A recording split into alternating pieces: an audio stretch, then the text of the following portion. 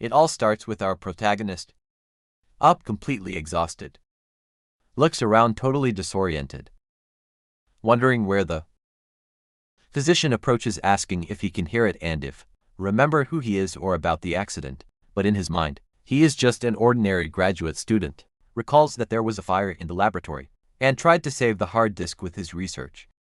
However, they were unable to leave in time and ended up losing consciousness. Returning to reality, notices the environment around him and questions himself if that's a hospital. At that time, he gets a big scare when he notices that something is wrong. By looking at his own reflection in a vase, commotion takes hold of him and he realizes that this is not his original face. During the following 2 days in the hospital, vague memories begin to emerge, and begins to join the pieces of all that confusion together, finally realizes that he dies. Transmigrant to another body, discovers that former Kim Yoon was an ordinary student, about to enter high school, and also the boy is the son of Koreans who emigrated to Japan, so he discovered the boy had an accident, automotive on the weekend, and was unconscious for several days. After much reflection, comes to the conclusion that his original body lost his life in the incident, and now he has discovered the life of the young unconscious man. But with this, a great relief comes over him when he realizes that it is finally free of the real ordeal that was the postgraduate program. However, decide not to draw hasty conclusions inside the car, as this darkness could end suddenly. His main concern is to be how he will be able to adapt to this new life there. Already inside the residence, the mother tells the boy to go to rest, and he simply nods as he climbs the stairs. In front of a closed door, the protagonist notices that his body moves almost in automatic because you already know the place. Open the door handle slowly, feeling a strange sensation upon entering someone else's room, and suddenly asks permission for education. The boy goes into a state of total shock, without being able to understand what the suspicion is seeing about the tastes of the former body owner. Arises by looking at the shelves, full of colorful boxes, see images of attractive girls scattered everywhere. Yuzin goes into denial, hoping to be wrong. The harsh reality hits him when you see the whole room, and it is clear that the former Kim Yuzin was a completely fanatic with anime. Frustrated with his new life, the protagonist remains completely incredulous when he saw that he had possessed the body of an extreme amateur. Releases a heavy sigh lying on the floor, wondering himself if you will be able to move forward in this way. The biggest problem is that any change Brusco will suspicions in his parents, but he understands absolutely nothing about this world. Otaku that the protagonist wonders what to do while there. By looking at a poster on the wall, note that the character looks like a lot to Kim Yushin because of the hairstyle and bracelet.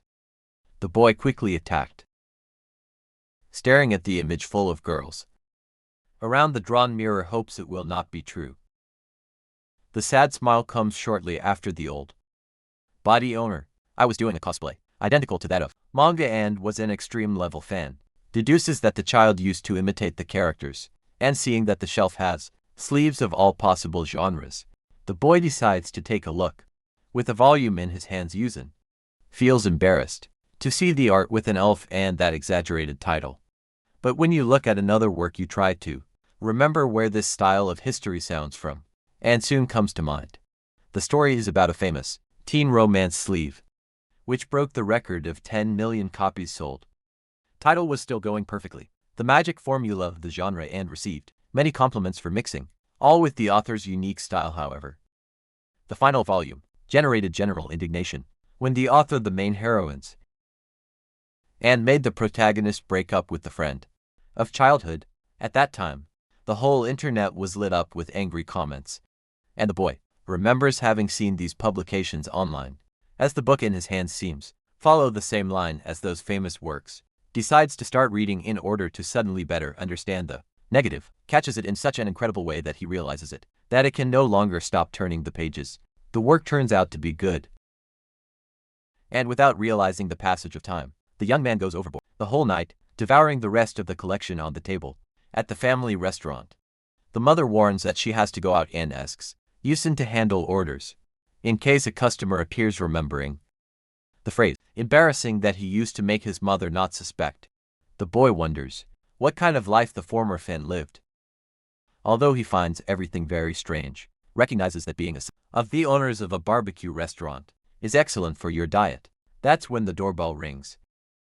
However, as soon as he looks to the entrance, the protagonist is totally surprised. A young man enters complaining so that the girl next to him stop hitting him while using. Try to remember where you meet these people from.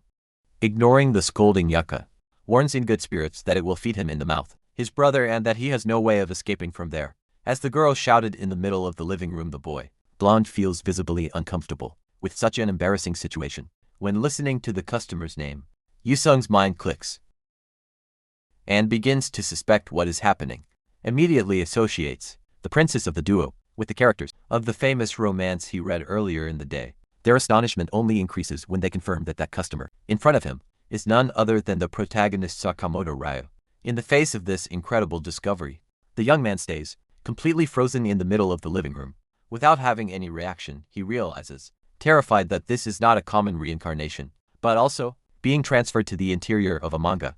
Going back to the beginning of the problem, he remembers that it was just a university student who'd in an incident and woke up in that body. In addition, finally falls 20 that the former Kim Yusung never went beyond being a simple background character of no importance in history.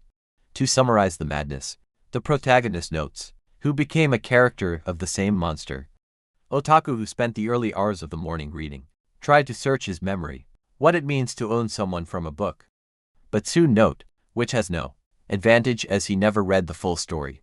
On second thought, Yuzun recognizes that life there it does not seem very different from reality, and concludes that that world, focused on romance, will never end. With this in mind, the boy smiles, relieved by the conclusion that it is with avoiding any interaction with Ruchi to save problems in this way. He will finally get to have the normal life he wanted so much. As a simple extra from the story, since then Yuzun has been busy devouring every manga of the former owner to learn to act just like him, and enrolled in a distant school, focused entirely on his studies, entered as the best student in the class, and even got a full scholarship for academic merit after registration. Also joined the board student school to maintain a track record, even more perfect academic yet. Despite all this effort to adapt the spell that caught him, there it has not been broken at any time. Sitting in his Yuzun chair, concludes that it does not fit another option than to continue living that way, while making notes and calculations in a notebook to invest in shares. Wonders what else he can do to prepare himself. The answer is obvious. Needs strength, and while running on the treadmill, reaffirms that physical vigor is the absolute power, despite not being the protagonist of a fantasy story. The boy is still training, considering that it is better be prepared in case something happens, lying on a tight weight bench. The muscles to achieve more repetition. All sweaty after the extreme effort Yuzun is surprised at how much fun and satisfying it is, being heavy lifting. Then finally ends his secret training and heads to school. Standing in front of the school bulletin board, the boy is looking for your name on the class lists for the new year. At that time, a colleague recognizes it from afar and comments, surprised that he has actually arrived very early. That standing boy was not the protagonist but a background character. Our boy was the companion who had arrived, and had the physique of a real JoJo character. And after the character in the background asked him in which class it is, Yushin simply replies that he does not know. As he walks through the schoolyard, he reflects, who is already in his second year of high school. For him, this first school year flew by. During the last few months, the young man trained incredibly, lifting extreme weights until gaining a lot of mass, muscle. All this immense effort, focused on the unique, to be able to protect itself from any risk of threatens as it is living inside a manga. The boy knows that the appearance of beings, strangers or ghosts, is totally common in the stories. That is why it is firmly preparing for an uncertain future, managed to convince himself that he has not become simply a toy addict, as it survived the first stage without attracting attention. The goal now is to keep going completely unnoticed. But when you get to the door of class 2, voice an animated female voice breaks the peace of the atmosphere, saying good morning to Rusi. But when you get to the door of the classroom, Dosbo, an animated female voice, breaks the peace of the environment, saying good morning to Rajuji. Sitting right there, Rushi Murmura, irritated that the morning is not going well at all, I found the girl confused by her bad mood. Right in front of the duo, Yusun goes into total despair, realizing that the worst-case scenario occurred in exactly the same class as Sakamoto. Frustrated, Yuzum regrets choosing a school far away just to avoid Ryuji, and notices that his quiet life has vanished. Yuji mentions that I had a bad feeling early in the morning. Just after losing his wallet in the street, he counts, who ended up colliding with a girl I have never seen before. At that instant the professor enter the room asking all of them to keep silence and return to your places, man. Acknowledges that on the first day of school is always very chaotic, but asks the group to calm down a bit while preparing for the class. The professor warns that he has an important announcement. Qdar listen to students excited about the news with enthusiasm, Travella that they have a transfer student, and asks that to come to the salon.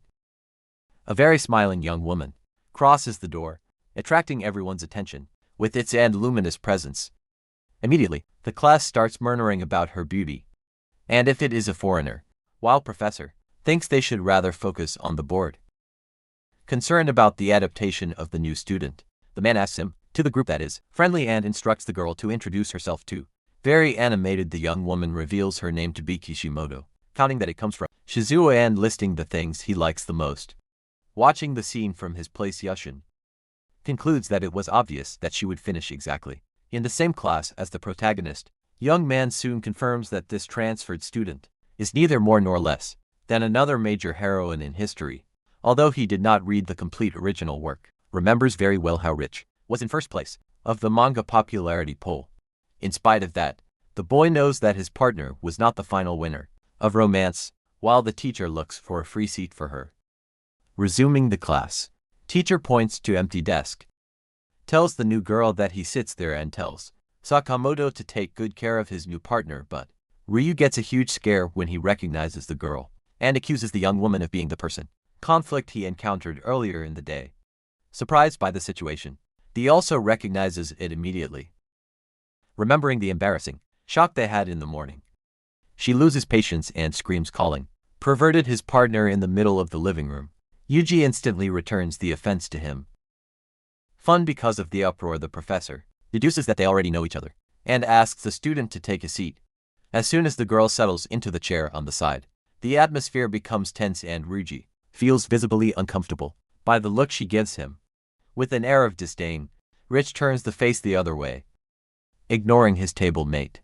Despite the anger, she extends her hand, returning the wallet he had lost.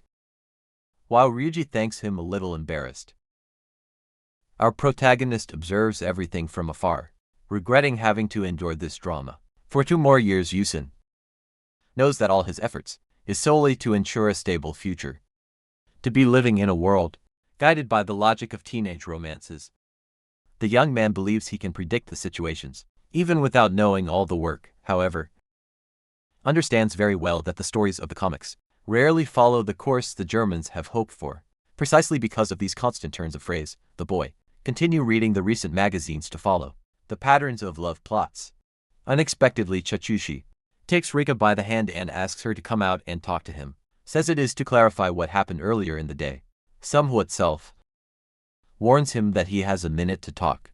As they both leave the classroom, the group starts whispering, suspecting there is something between them. With this, Yusung gets up from his chair, putting on a poor excuse that he needs to use the bathroom. Seizing the moment, leaves the classroom with a gloomy expression, ready to get his plan underway. Walking through the corridors, the boy intimidates all the students around him. Those who wonder if they really is only one student, sighs frustrated, wondering if it is a problem magnet, but acknowledges that his intimidating presence facilitates their escape. The protagonist decides that he needs to hurry to continue the special event of the characters, as it has been very similar to the patterns of the manga. To make their predictions come true, need to witness the scenes in person and collect as much information as possible. Thoughtful, the young man deduces that there is only one place in the entire school where a boy and a girl can converse alone. Yuzum claims that there can only be one perfect hiding place for that kind of typical romantic situation. Your assumption is, when he finds the trio in the part of the back of school with Ryuji asking the girls to hurry up. At that instant, the blonde protagonist joins hands begging for forgiveness in an exaggerated manner, and that the crash was not on purpose. Hidden behind a nearby tree, Yuzum observes the scene in amazement and murmurs about this technique. To apologize, can hardly believe that the main character actually has used such an embarrassing posture, as in romance manga. Rich man suddenly observes the incomplete silence, says a laugh and tells Ruchi, who is more innocent than she thought. Showing a funny smile, the girl reveals that it is not so resentful enough to be angry about a simple accident. Confused by the confession, he asks him why he acted in this way. During class, the new student responds with laughter, who just wanted to see the face of astonishment of his partner once again, seeing them joking together. Our protagonist notes that the radiant personality of Kishimoto justifies his first place in the manga popularity polls. Continues to watch the scene from afar, confirming that this is the first approach event between the heroine and the protagonist. Continue with the information gathered. The boy smiles, thinking that this was an introduction. Perfect romantic, yet gets a big scare when someone calls him by its name. By turning the face, meets a girl who asks him why, by which the future secretary of the board student is crouched there. A young dark-haired man raises its fan with distrust and asks him, if you are doing something embarrassing, how to spy on girls. The protagonist immediately recognizes her as Seonji Kumiko, the chairman of the board student and the mysterious villain of history. Despite the role it plays, he knows that the girl dies, becoming a figure tragic in the original plot, and to keep his life quiet as a character, Yusung Secondary concludes that it should not be involved, coincidentally, with none of these girls. Trying to disguise their espionage, the young man gets up quickly, showing a tree branch, and lies, saying that he was just looking at the plant to decorate the council room. While thinking, which is very important, act in a common manner, not to ruin his peaceful life. Miko stare at the leaves, seeming to consider the idea of decoration, soon decides that since he took the branch, at least keep the plant in the living room of team meetings. Boy sighs relieved, thanking, impressed that his poor excuse really worked. As they walk together, the president asks him, what brings you there right at the beginning of the semester? Explains that he wanted to share a meal with council officials to build ties, and asks him if school life is finding it difficult for you. Without waiting for a response, the girl tells him to hurry up, warning that if they arrive late, there will be no room in the Yushin stops, confused, asking about the place, because there is nothing there that can please the demanding presidents. Funny for the comment, she replies that her partner, the young woman, does not really know her at all, asks him if he is, insinuating that she does not understand food and the culture of the common people. Miko claims not to have a closed mind, and suggests eating the bowl of rice with pork that he asked for last time. By remembering the luxurious things that the girl usually eats, the protagonist feels that she is making fun of him. Yuso then tells him that the school is useless. This popular dish surprised. The girl asks him what they have on the menu, and the young man mentions the famous juden, repeating the name of the food with a look of displeasure. The president murmurs that this sounds too incorrect and vulgar. The villain then asks the idea of tasting the popular dish, expressing gratitude for the food. Someone then appears out of nowhere and asks if she was not bragging minutes ago of being different from the ignorant masses. It is about Akaki Shinjiro, the vice president of the council, and warns that they looked for the lady everywhere. By noticing the presence of our protagonist, there fits the glasses irritated, believing that they have understood the situation perfectly, pointing the finger at Keiki, screams, questioning who he thinks the boy is. The young woman turns completely red, while his partner reveals that the poor president skipped her food, only to look for the secretary. Confused by the revelation, Susan tries to assimilate the information that she stayed without food because of them. Desperate to have been exposed, Kumiko ended up energizing everything and screaming that he never said he was sad. Ignoring the girl, says it will no longer tolerate that someone should be so insolent to their lady. In a dramatic tone, the young man in glasses declares himself ready to risk his own life for Miss, honoring generations of family service. Without patience, the villain pushes Sulakeo away, ordering him to return quickly to eat his before it cools down. As they both disappear down the hallway, the protagonist observes the scene totally paralyzed, and without understanding anything that has just happened. Already at the end of the school day, the movement at the subway station becomes intense with the departure of the students. In the midst of darkness, the boy remains standing, reflecting on the chaotic events of the school. Confirms, which that day marked the great event of the characters, officially kicking off the original relieved romance. The young man concludes that his intensive training made even the students' problems to stay away from him. How even the protagonist keeps his distance, celebrates the fact that focusing on their muscles was the perfect decision. Looking at the station's digital panel, the student verifies that they are missing 10 minutes to the arrival of the next train. While drinking a soft drink, reflects that the main characters are already crossing paths, so it's enough with staying on the sidelines and living as an extra, and thinks it's all coming out exactly as planned. However, peace is over when the transferred student appears, animated, confirming that he is the king of the same class. Astonishment takes hold of the protagonist by running into each other head-on, with one of the heroines of history holding his phone. The girl expresses his joy, saying that he was sick, but he was happy to have found him so soon. Without wasting time, approaches by showing the device screen, and asks him if you know how to reach the indicated address. Looking at the new student, the young man is confused, wondering how he knew his name so quickly. Soon comes to mind the obvious answer to the remember the identification card hanging from its neck. Rich points to the plate kindly and calls him by his last name. Taken by surprise by the big guy, sighs, recognizing that he had completely forgotten that detail of the uniform. All the young woman affirms that he really is a good guy, confirming that his was correct.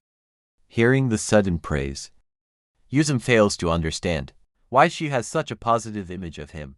Completely lost in the logic of his partner, wonders what madness the girl is talking about. Getting straight to the point, Yuzum asks him how he remembers him, and Rika replies that he is exactly the person she imagined. The young woman explains that he radiated a strange energy while alone in the classroom, making it impossible not to notice his presence. Lists the exaggerated rumors you have heard, kind of fought against 50 motorcyclists, or that a baseball coach tried to recruit him.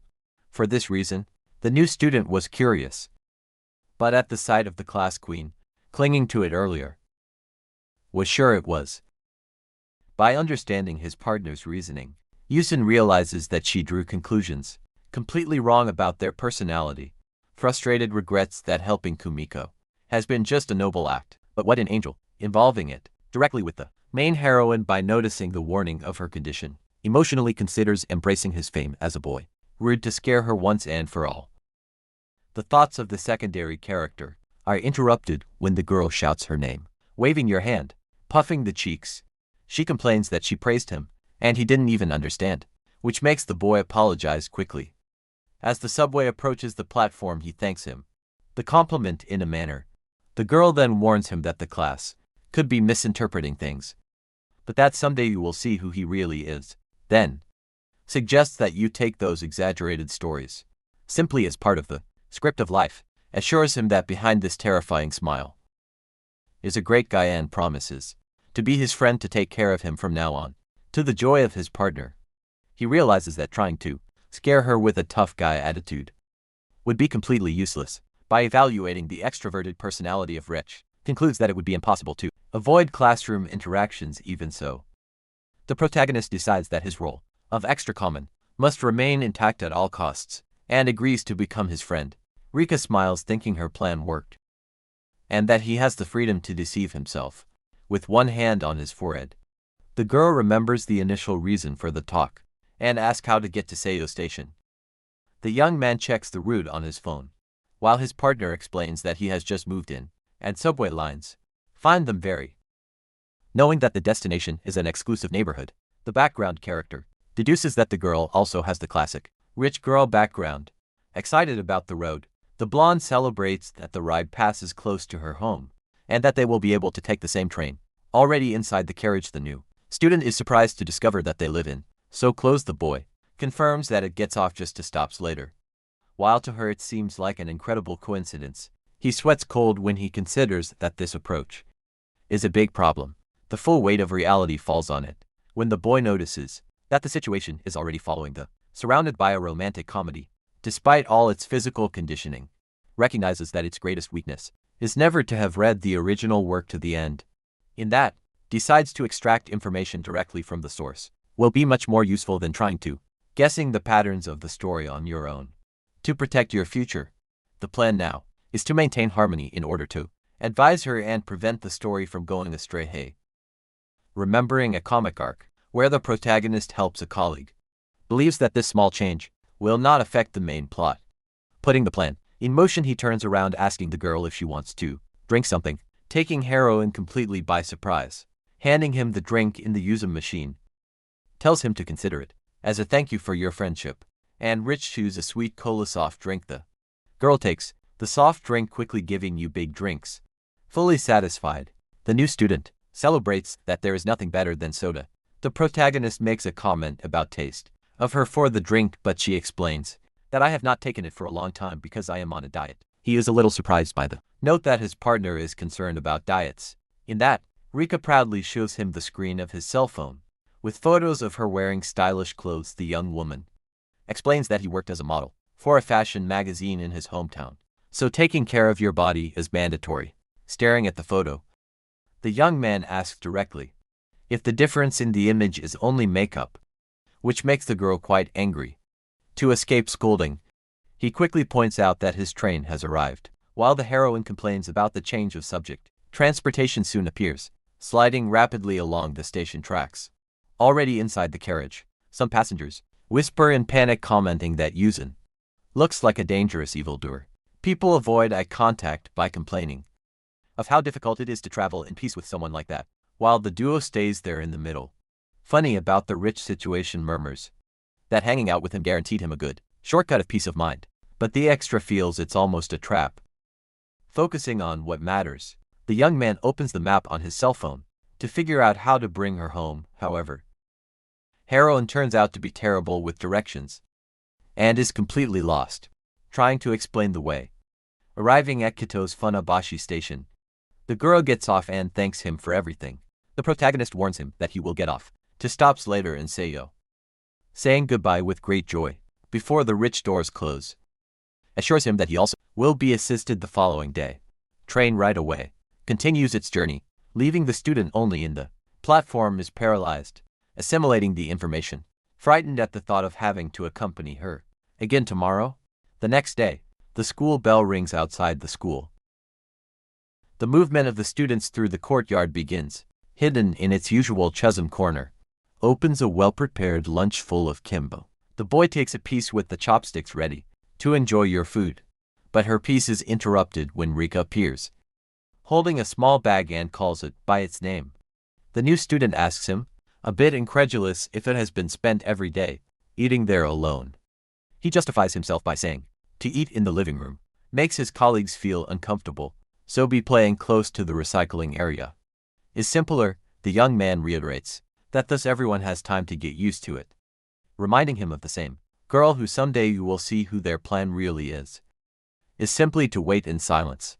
But the heroine is still saddened to see him so lonely. Rapidly changing focus, the young woman notices her smile full of tears and asks him if he can try some of that food. Korean student agrees to extend his food to me, impressed by the ease with which she has to change moods so quickly. Funny because of the boy's surprise, Rich proposes that from now on, always have lunch together. He tries to her, warning him that he cannot bring kimbap every day, and the girl shouts in offense that she didn't suggest it just because of the food. While sharing though, the protagonist notice how quickly he approached the heroine, recognizing that his radiant personality prevents any moment. New student savors animated food, praising the seasoning and mentioning his family's restaurant. The young man responds with that it is a simple dish, but he asks him to be sure to praise the recipe to his mother later to return the favor. Rich offers him a piece of his tortilla, rolled up for testing. The girl curiously brings her food to him without hesitation. Yuzin takes a bite of the food, prepared by its partner. At that very moment a profound commotion takes over. The extra, to feel the taste so extreme, feels that the food is full of sugar, being too sweet, even for normal standards.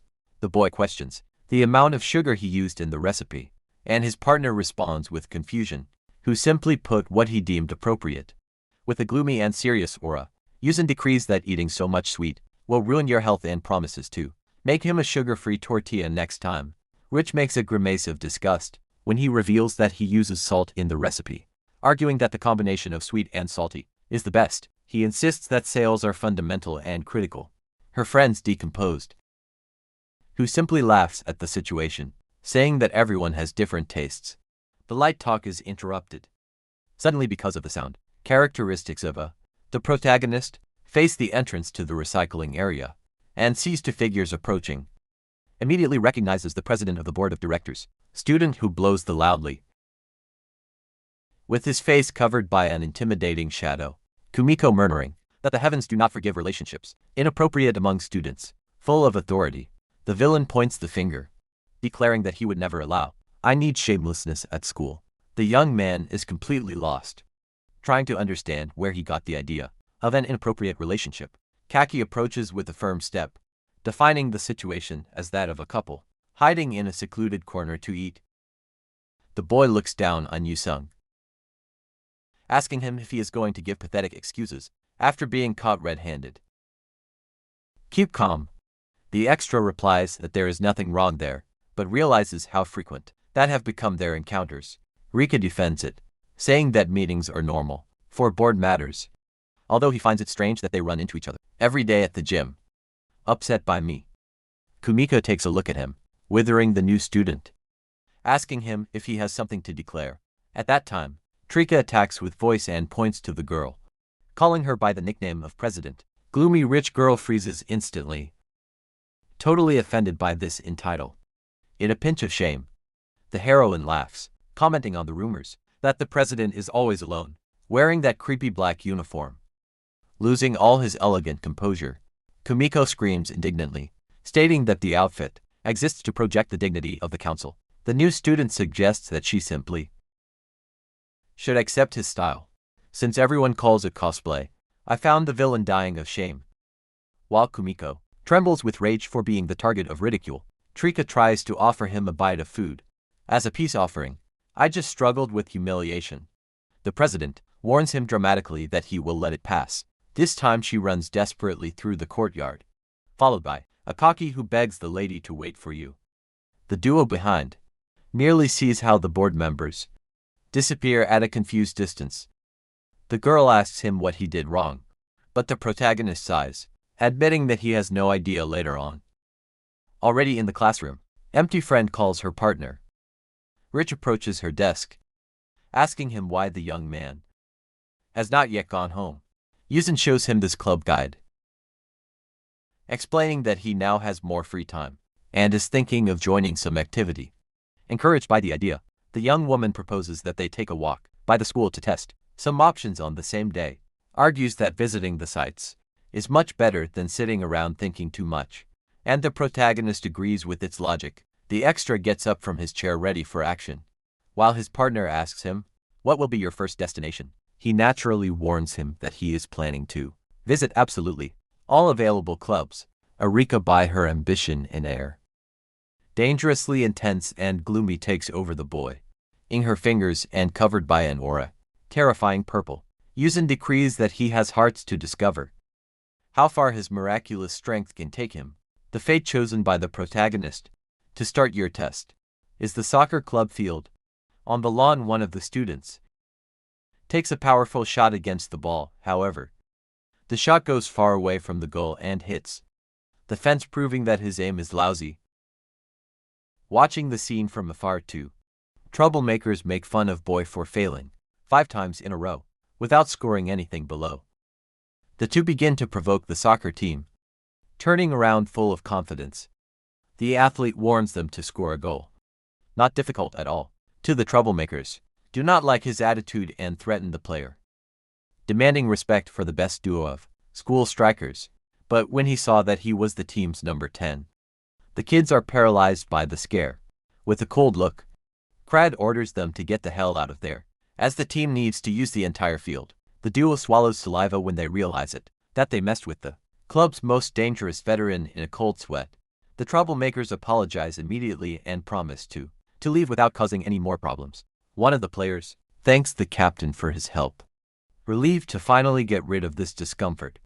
Changing the subject, Kurojo asks about rookies, but his partner regrets that no one has caught their attention so far. The team leader frowns, recognizing that the lack of talent will be a major obstacle to win the national championship. Looking up at the sky, the captain wishes, desperately, find a strong enough rookie to change the destiny of the group. One of the troublemakers grits his teeth irritated and asks him if they should come back to look for a fight, and claims his partner for being afraid of the captain, ignoring the danger of the veteran's swift shots. Insisting on his revenge, the boy argues that the force physics is not everything in a fight, and that the experience counts more. During his proud explanation, receives a strong push in the chest and shouts at him, furious at his aggressor, stopping its use in passage. Turn the face, confused, asking the reason for so many screams, with a deadly and intimidating look. The protagonist asks him, to the boy who repeats what he has just said. The duo freezes instantly, trembling with terror, by recognizing the gigantic figure in front of them. Without a second thought, the troublemakers flee screaming in despair, certain that they ran into a terrible Morecho. The character in the background stands in the middle of the courtyard without understanding absolutely nothing that just happened. Around him the students gossiped in impression, believing that he had defeated the bullies only with the strength of their gaze. Immediately after, Rika scolds her partner, reminding him of his plan to make friends at school, peacefully, evaluating the distance that students maintain from Yusin, the heroine, sighs when she notices that the simple fact that he looks at someone is already becoming a problem. Near there, one of the soccer players notes the strange movement next to the field of grass. The athlete gets a scare, seeing Kim Yu-sung entering the field, together with the new student, to start the test at the club. Team members panic, imagining that the giant invaded the area to seek revenge against someone. Keep calm. The captain doubts that a guy with such a reputation spends his time on such insignificant things. One of the players argues that the student council already banned the big guy participate in any club. Marahi admits she knows the bad rumors, but the physical presence of the boy totally changes its perspective. The leader observes Yusun's robust body, approaching, and deduces that someone with that size has other plans in mind. Taking control of the situation, the veteran stares at the protagonist and confirms its identity. With arms crossed, Raoi is formally presented as the captain of the team and asks the young man what brings him there. Getting straight to the point, the extra reveals his interest in entering the sport and asks him what he needs to do. The answer takes the captain by surprise, who feels tiny next to the rookie's absurd height. The veteran cannot ignore the gigantic muscles that mark the shirt of the Rishin Legato. Excited about the possibility, Jose, the team is imagined lifting the national cup. Thanks to this brute force totally decided, the captain decides internally that he needs that reinforcement in the team. How Yu-sung looks like. He finds the veterans look strange, forcing Roy to apologize for his. Before explaining the rules, the test is extremely simple. It is enough to, with kicking the ball from the point, penalty kick with the greatest possible force, having only one chance. The protagonist breathes deep, concentrated on the instruction to use all his ability in the movement in that. The boys his fingers with his fists closed, deciding not to compete, since it has only one attempt. A miraculous energy begins to flow through the leg muscles of the young man while positioning himself. Yusum's expression becomes terrifying, revealing the immense physical effort. Concentrate for the shot, throws his leg back with absurd violence, ready to unload all his power on the play. With a devastating impact, the protagonist's foot hits the ball, generating a flash of pure energy. On the grass, the deviant force is so surreal that the captain barely manages to follow the movement of the object in the air. However, unexpectedly, the ball had not gone in goal. Before this, one of the players is in total commotion with the ball had exploded because of the force of the impact. Concluding that soccer is out of the discussion, the boy asks Rika to forget what others. There are sports clubs at school. The girl suggests basketball and enjoys the situation, commenting that the visit to the clubs looks like a game of staged destruction. In a short time, the rumor that the giant is heading to the field is already spreading in the corridors of the students. Run excited, anxious to see what the next disaster will be that will cause in the other equipment. Hearing this, a girl who was in the corridor moves when he sees that the boy has finally taken some school initiative at the Yuuzhan basketball court. Jumps and sinks the ball with so much aggressiveness that shatters the entire board. Shocked images for everyone present. The next target is baseball, where he bats the ball with such a violent impact that the ball simply disappears from the map.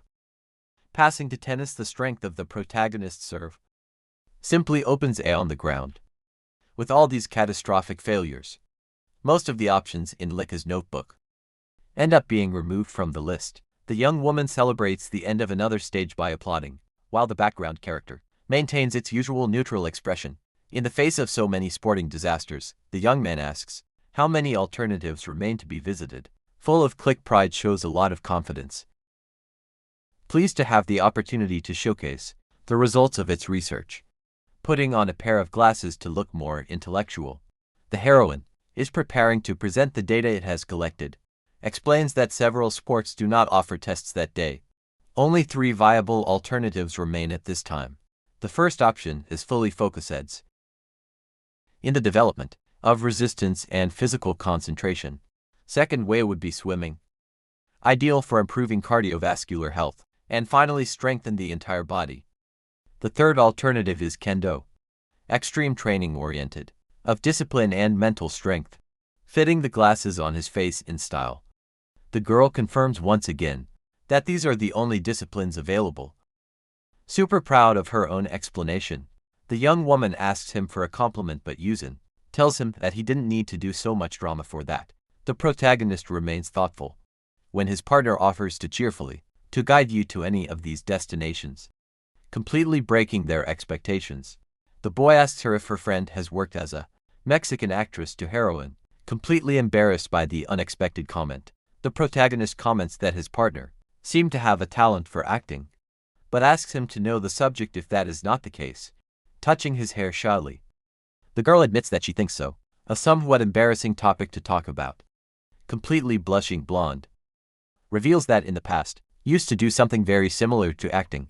Upon hearing this unexpected confession, the young man opens his eyes wide by realizing of a dangerous connection in its history. Feeling that the situation is suspicious, concludes that the aura of her partner is giving her very bad ideas, and tries to push away those thoughts so as not to break the tests of the work. While Rika smiles excitedly, the secondary character decides internally that it is better to investigate this past so as not to ruin the original manga script by accident. Changing the subject quickly, the young woman suggests that they keep walking, reminding him that there are still 3 clubs to go on the list. Noticing her friend's clear nervousness, Yuuzhan considers it more prudent not to force. No response so far. The young man chooses kendo as his first destination, and the heroine asks him to simply follow her down the hallway. Upon arrival at the entrance to the training area, the duo notes that the area is enough, attended with several students gathered. As soon as the rookie steps on the site, emanating an overwhelming presence, students, panicking, screaming about the arrival of the giant, chaos takes over the room. While students tell rumors of destruction in other sports, imagining that he wants to master the whole school, trembling with fear at the big guy to members of the club approach the blonde to ask her if he is there to interview the beast. Fully in his role, Trika puts on his glasses and proclaims himself the official manager of Yuuzhan, ordering them to deal with everything directly with her. Observing the exaggerated performance of his partner, the extra simply sighs, frustrated that the situation has reached that level. At that instant, a girl walks firmly through the living room, stating that the other clubs could have survived the troublemaker's attack. Stopping in front of everyone, the captain smokes Yukika, decrees with authority that all such chaos ends right there, points his wooden sword in the direction of the rookie, provoking passionate cries of admiration by the other team members. Without being intimidated by the threat, the boy calmly explains that he just wants to take the test and ask for instructions on how to join the equipment. The veteran is a girl full of confidence, admitting that he liked it a lot. The attitude of the resting his weapon on his chest calmly, Yukika establishes that the winner will be decided with a single clean blow. Walking towards the center of the combat area, the leader warns him that she will be his personal opponent and calls him to the tatami in the middle of the audience. Akaki vibrates with pure emotion. The battle, epic between the human weapon and the invincible leader, recording everything with his cell phone. The mayor makes fun of the safe situation that the girl is going to mop the floor, with the face of the protagonist, while richly watching nervously. Yuzin realizes that everyone around him act as if he is the final big boss, about to be defeated. Annoyed by the unbearable murmur of the audience, the captain screams, demanding immediate silence at the venue. The sudden scream makes that all students tremble with fear instantly, shutting the mouth immediately. With a deadly look, the veteran warns that this is a combat, hand-to-hand, and expels any curious inside the dojo, exuding a bleak intention, threatens to fight against any person who dares to disobey its rules.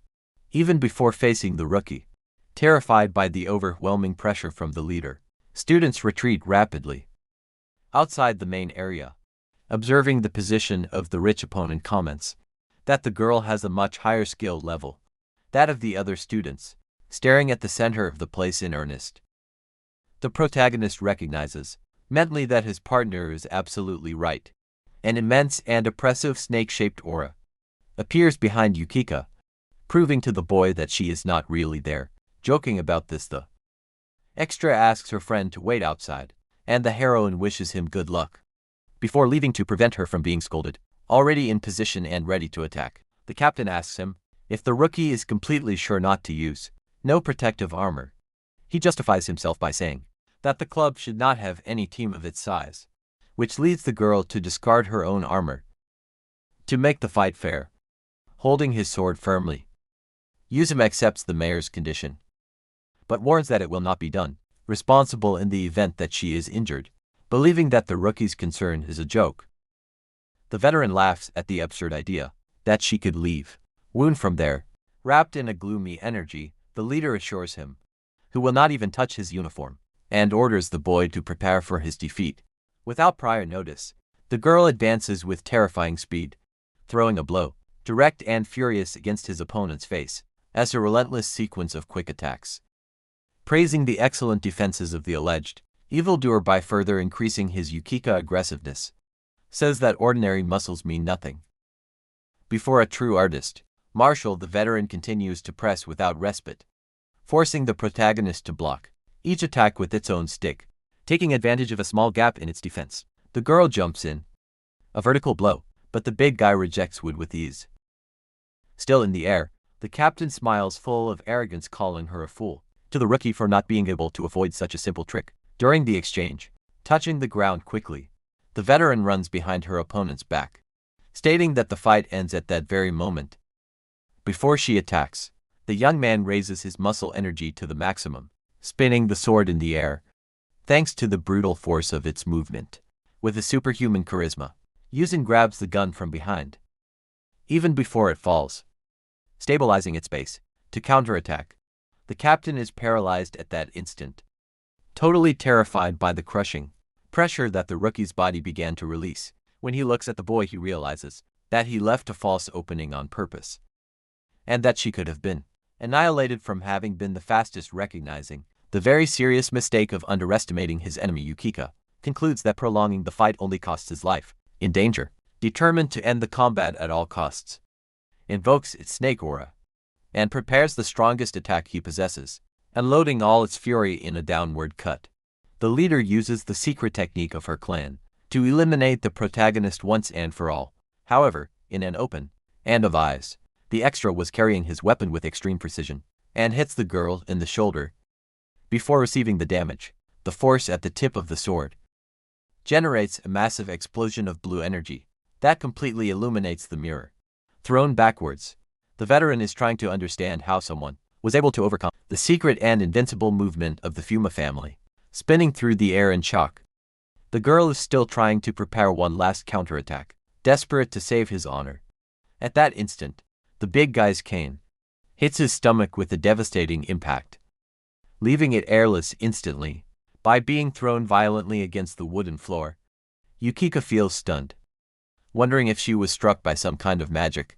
Invisible, with sword extended to one side, and achieved in Shuzen posture, simply observes her opponent while she assimilates that he did not use any mystical trick. Stretched on the floor, The girl notices the hand of the rookie still holding the wooden handle in an absurdly firm and controlled manner, looking up slowly.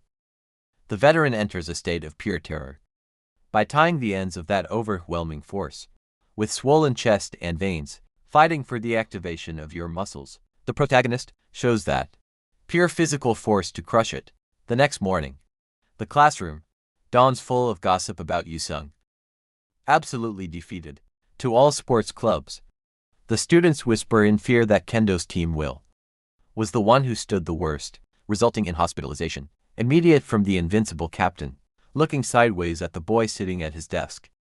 Students conclude that he has just taken full control of the school hierarchy, resting his face on his hand with a tired gesture. The extra regrets that the disaster of his test has created such terrible rumors about his strength in the observe the of Ryui. In front of Yuzun's line, is grateful that the blonde remains focused only on the original script without me when Rika enters the classroom saying good morning to her.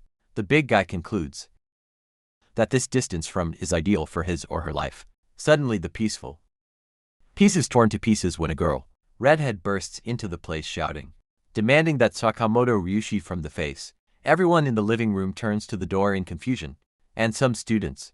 The intruder is recognized as Tojo Karen of the dreaded Kendo Club. Without understanding the fury directed towards him, the blonde protagonist asks who the student is, and what is the reason for so many screams. Sparks of rage the redhead accuses to the suspect of having beaten the team's rookies, claiming to have heard the complaint directly from the victims in the Ruji hospital. Desperately tries to explain that everything is nothing more than a huge misunderstanding, but the intruder refuses to listen to any excuse. To make the confusion even worse, a friend of mine of the blonde stands in front of him like a human shield, demanding to know who the redhead thinks she is. A colleague quickly defends the blonde boy, stating that it is the fault of all this disaster was one of thefts from the Kendo Ryuji Club. Explains that these students was into an alley the day before, and that he was scared to death by the situation. By realizing of misunderstanding, the redhead is tense in understanding that the boy is in fact was the victim of the incident. The intruder doubts and asks if in that case it was not the protagonist who taught a lesson to rookies in the alley. Giving Karen cables, finally understands that members of their own club lied to him outright. With his face overed by determination, the girl murmurs that history changes completely in the face of this revelation, dramatically pointing to Ruki the redhead. Screams at the top of his lungs that he will now be her man. The captain also puts the boy in shock. Promises to make him the happiest boy ever, from all over the world by his side. His classmate stands up without understanding absolutely nothing of that twist. Sudden change of events instant. The whole room starts murmuring nonstop on the absurd statement that has just occurred. Coming to, the blonde's defender loses her temper and asks, "What kind of madness is that?" Observing the chaos, Yuzum thinks that such a confessional attack is brutal in the world of romantic comedies, for its rich part enters total fanatic mode, with pure emotion, by witnessing the dramatic live scene. Ignoring the general confusion, Karen praises the young man's naive attitude, overflowing with confidence. Students start betting among themselves, curious to know who he will end up with, staying the hero in this story. Some girls whisper that the friend, sweet and kind, would be the most logical and safest option for a courtship. However, the boys disagree, thinking that a girl's idea is much better. Rude who turns sweet only with her boyfriend.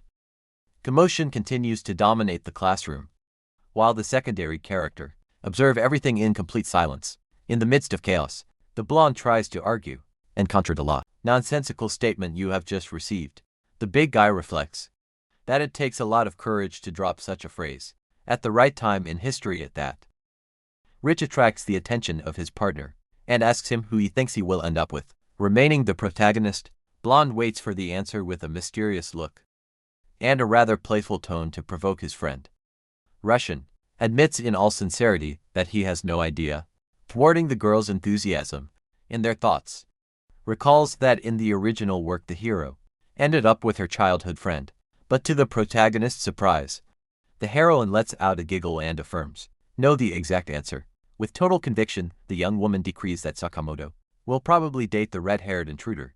The only condition for this to happen is that she herself becomes the love advisor to her rival. I found Yuzin confused. The big guy comments that his partner looks like quite confident in giving advice on love. Full of pride, Blonde brags about her romantic appearance. Although the boy seriously doubts his abilities, the girl grunts upset by her distrust, making the extra wonder why so much effort. Heroine shakes her arms, desperately asking his partner to pay more attention to her, instead of on other people's drama. To her friend's concerns, the boy simply observes the situation with a totally uncomfortable look. Later in the Yujuji, walks around looking exhausted after all this scandal. Morning near there.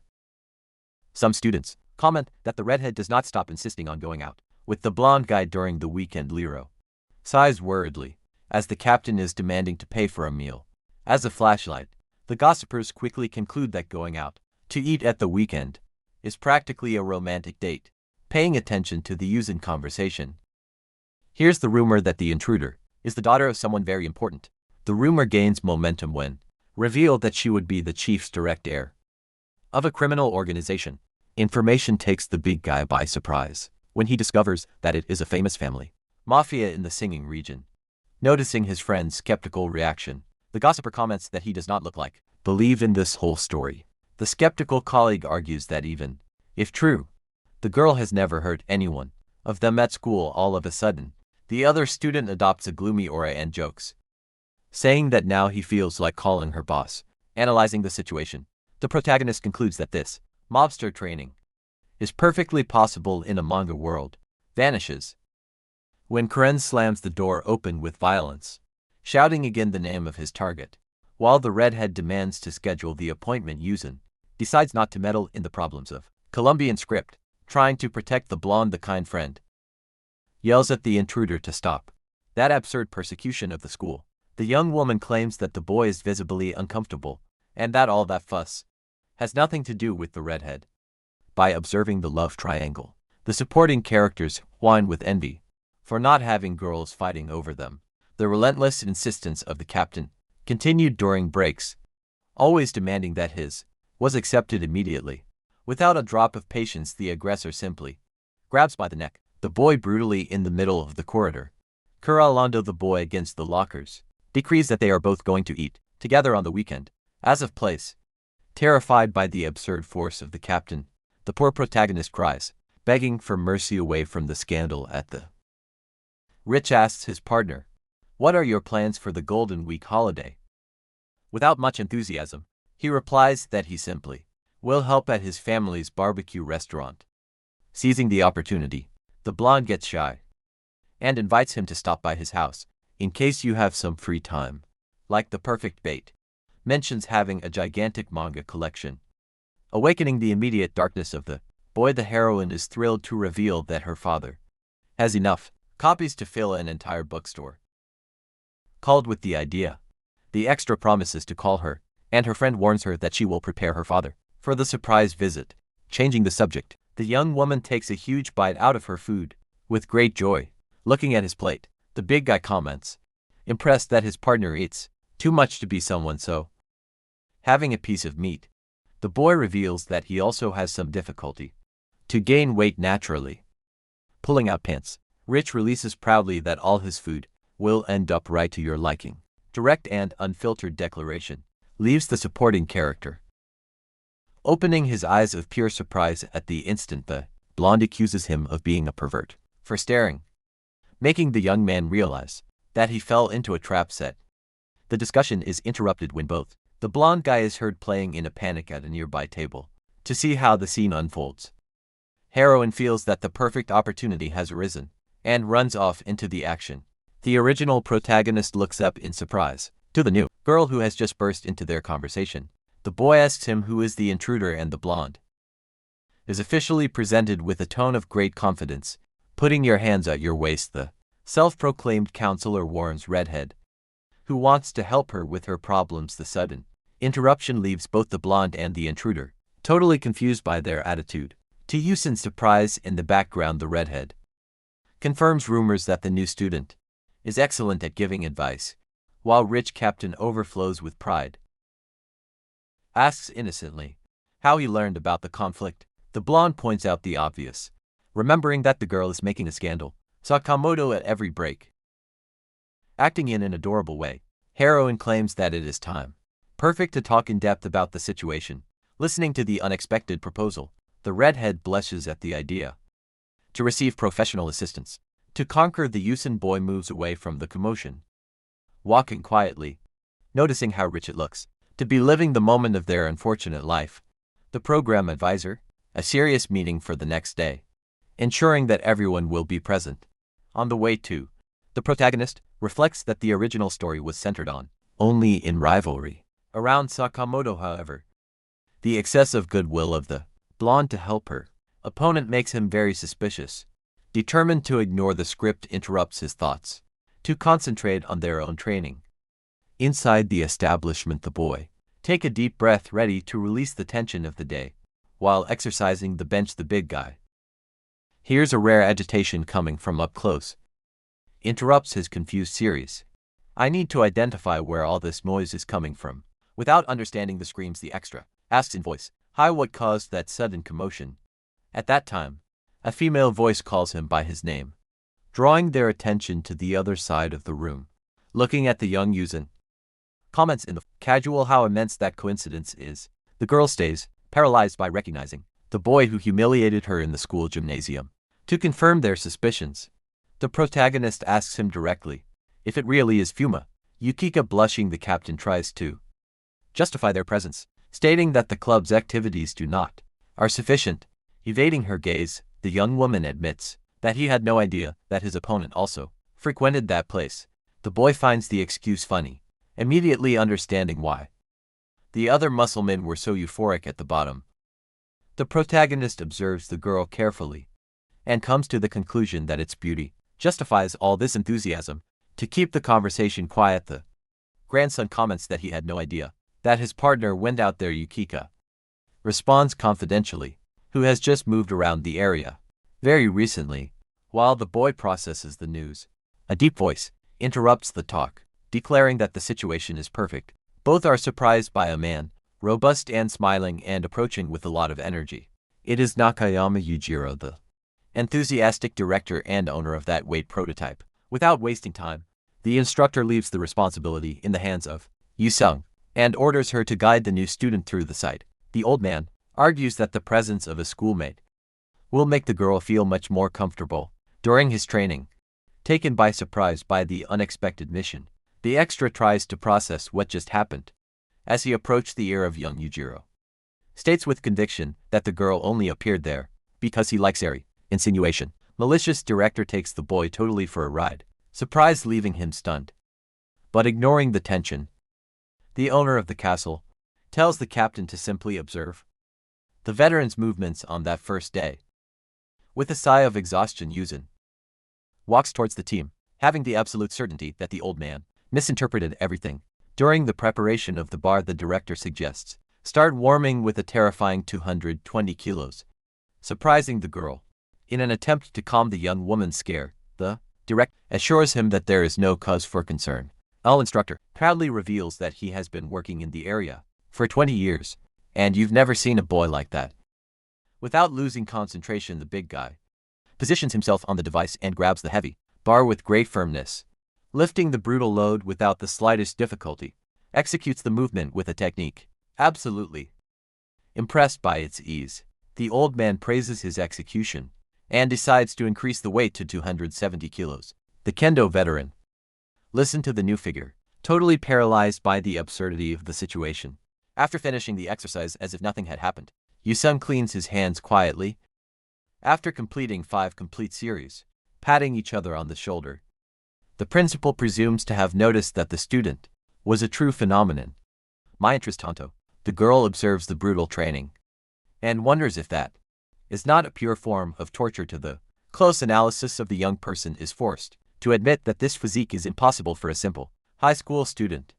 With eyes shining with amazement, Yukika finally understands the origin of all this force. Overwhelmingly comes to the conclusion that his opponent possesses the legendary extreme physique yang, a very rare condition that seemed to be just a myth.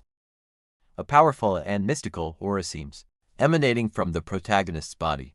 With the simple fact of standing there, the captain remembers the old legends that say that the carriers of this anomaly are born with the vitality of 100 men together before the. So curious about the heroes of history, the girl is absolutely certain that he has found the source of his power. Remembering the reflection in the mirror, the swordswoman concludes that the crushing force of his opponent did not come from a simple training. With a lost and somber Yukiko look, decides that it must report this dangerous poison to a very important person. Far from there, the scene changes to an imposing and traditional one, Japanese mansion, surrounded by high wooden walls.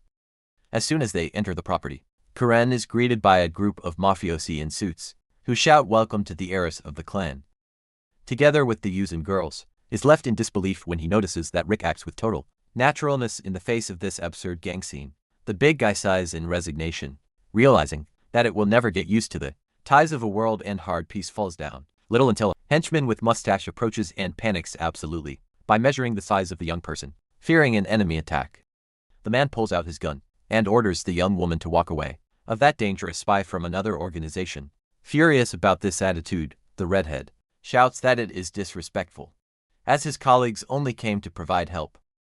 Still trembling, the guard tries justify themselves by saying that this intimidating face I would never belong to a high school teenager. Already installed inside the residence, the subordinate serves the table and asks for dear apologies for the role of their men. With a calm gesture the back of his head, the protagonist accepts the and claims to be used to these misunderstandings. Very exhausted question, why he was there? If they just wanted to gossip about boyfriends. Fully focused on its objective, the redhead asks whether to prepare a meal really helps to win a man's heart. Adorably and guarantees the success of a plan, demanding that everyone have confidence in the great love specialist. Excited about the romantic mission, the counselor gives green light to start training culinary cuisine in the kitchen of the mansion. After a real war that almost ignites the pots, the protagonist notes that the romantic cuisine is a dangerous disaster. With the stomach roaring from the smell of smoke and food, the big guy decides to take the reins to prepare something edible. Mastering the flames of the stove, as a professional Yuzum chef, finish a plate, incredibly aromatic in a matter of minutes, driven by the taste of the blonde heroine's food. Asks since when did his tough partner possess such talents. Refined, the boy calmly explains, who learned to cook for save his mother. The exhaustion of getting up in the early morning every day is deeply moved by this love story. Subsidiary drying up, fake facial expressions with a lot of drama. Without prior notice, the counselor pulls out an elegant bag from her purse to give a special gift to the redhead. The gift is a complete line of cosmetics, accompanied by a beauty routine, scored for the long event. The next step in the plan will be buying normal clothes, since the captain has the lousy custom of dressing up as an older man. The character is limited to smiling at the brutal sincerity of her friend, accompanying the effort, genuine of both to make romance flourish. Determined to start making up her blonde, expels the young man from the room so that he does not ruin the visual surprise of the transformation. Already at night in the dark streets, the protagonist reflects with relief that all afternoon long ended up being funny. He really wishes the redhead success while deciding to stop at a convenience store. On their way back, holding its magazines of the week, Rika shows a friendly smile and quotes her father by affirming that there are no people bad among manga fans. Confirming weekly purchase, Krika outlines an expectation. At that point the big guy asks whether to buy those magazines also makes you a good person. The blonde stops for a moment, reflects and agrees softly that he will undoubtedly is a good guy, walking right behind her friend. Yuzin think about how hard he tried she all day long just to help Tojo. Observing the friendly appearance of his colleague, he concludes in silence that anyone who does this for others is someone with a good heart. All of a sudden, the girl realizes that it is too late and says goodbye in a hurry, running to pay for purchases before leaving. Alone on the street, the extra sees his friend disappear and seriously wonders if she felt like it. Suddenness of going to the bathroom. The next day, movement at school begins in an agitated manner. In the corridors of the students begin to murmur, completely surprised by an unexpected presence. I wear the male uniform on the side. Karen appears wearing nice clothes, drawing praise and curious whispers from everyone. around the redhead. Walks determined while his teammates can hardly believe that this girl, incredibly beautiful, is really her. Without losing its authoritarian stance, she hits a card, sealed with wax on the chess table, intimidating the poor blonde captain, states that this is a challenge, and decrees that the two will go out together for the weekend. With cheeks burning with shame for the attention, she loses her pose and screams, asking how much the boy looks shortly after. The setting changes to the crowded streets of Shibuya. Counselor vibrates with emotion, praising the intensity of the statement at school by making that the redhead thank you and asks to send it by name only. Animated with the approach, the blonde asks to send her as well, by its first name, pulling on her new friend with enthusiasm. Entering the women's clothing section, the big guy behind the saliva, feeling that he has just set foot in a world alien by love counselor. He questions his presence there, but the girl assures him that it is already a part of it, essential equipment, by stopping in front of an elegant window. Click. Opens an outfit and immediately points it out with pleasure, without wasting time, pulls the redhead's hand quickly, sending her to run to test everything. Already inside the store, the specialist strikes like a filling the arms of the captain with several clothing options, pushing Karen straight into the accelerator, demands that his colleague wear the immediately. From behind the curtain, the redhead complains that cute styles do not match her, making the blonde decide to intervene personally. Invading the cabin without contemplation, Rich tells her friend to stay still and let her solve the situation from the outside. Yu-sun hears screams, asking for care with sensitive places, and does not understand what kind of war is raging in there. After the confusion, the mafiosa pulls out of the edge of her clothes, visibly uncomfortable with exposure. With a red face, Karen complains that the skirt is too short, while the blonde observes her with the result. Adjusting the details of the neck, Rika asks for the protagonist's opinion, who agrees quietly, in which the style looks great on you. Touching her hair very shy, the redhead can hardly believe the power, who has a good attire, to change someone. The peace of the moment is interrupted when the scene cuts back to the traditional and imposing Donseong clan mansion. In a dark meeting room, the atmosphere becomes tense when an aggressive blow resonates against the wooden table with a threatening look. The leader of the family, Tojo Naoto, speaks to his subordinates. Holding a title with an unforgiving track record, the big boss takes a deep breath and announces that his daughter finally looks like having found someone. Squeezing his sword with fury until the wood crunches, adds that the heiress is interested in a boy. Mobsters murmur, outraged by the suitors, while the leader states that he has no idea who the bold one is, light blue, who will not give up his daughter on a silver platter. Naoto calls his trusted assistant with a scream. Subordinate quickly adjusts glasses and approaches to confirm the name of the goal that the young woman has been pursuing. With the photo on the tablet screen, informant reveals Sakamoto Ryuji's identity. Heiress schoolmate. The spy recounts that he accompanied the girl to a beauty salon the day before and traced his recent steps, showing messages on the cell phone details that were made, several purchases in clothing stores in a luxurious shopping mall. Based on such evidence, the man in the suit firmly concludes that the young woman is planning an appointment for the weekend. Impunity destroys the leader's sanity, who shouts the boy's name with pure fury while his men try to calm him down. Recovering composure, the leader gives the order, absolute, that all members have time to free to prepare to act. With clenched teeth, decrees that the group's mission will be to follow the couple and make sure that the brat does not try to be too clever. Fully committed, the 8 clan's top executives make a military salute, accepting the work with the utmost devotion. Shifting the focus to a fast food restaurant, the shopping afternoon is finally coming to an end. The throw in the chair, in front of a mountain of hamburgers, click totally sized without in it. The blonde murmurs that she doesn't even have the strength to chew, while watching the protagonist devour his food with the greatest peace of mind. Tasting the food, the redhead thanks her friend for all her effort, who smiles, answering that this is what friendships are for.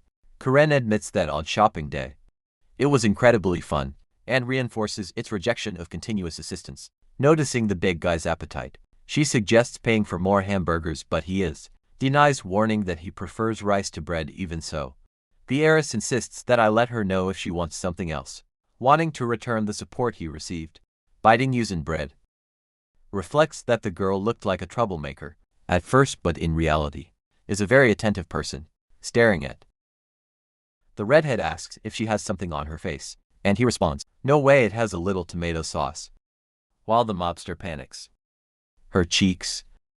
To the counselor, is amused and immediately asks him, on the itinerary of the appointment, with confidence. Karen lists the basic plan for having tea in a cafe, see a movie at the cinema, and then go to a nice dinner.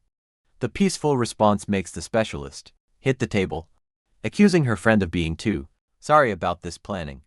Pointing the finger, Rika warns that no one conquers. Making it obvious and immediate, shows you an alternative on your cell phone screen.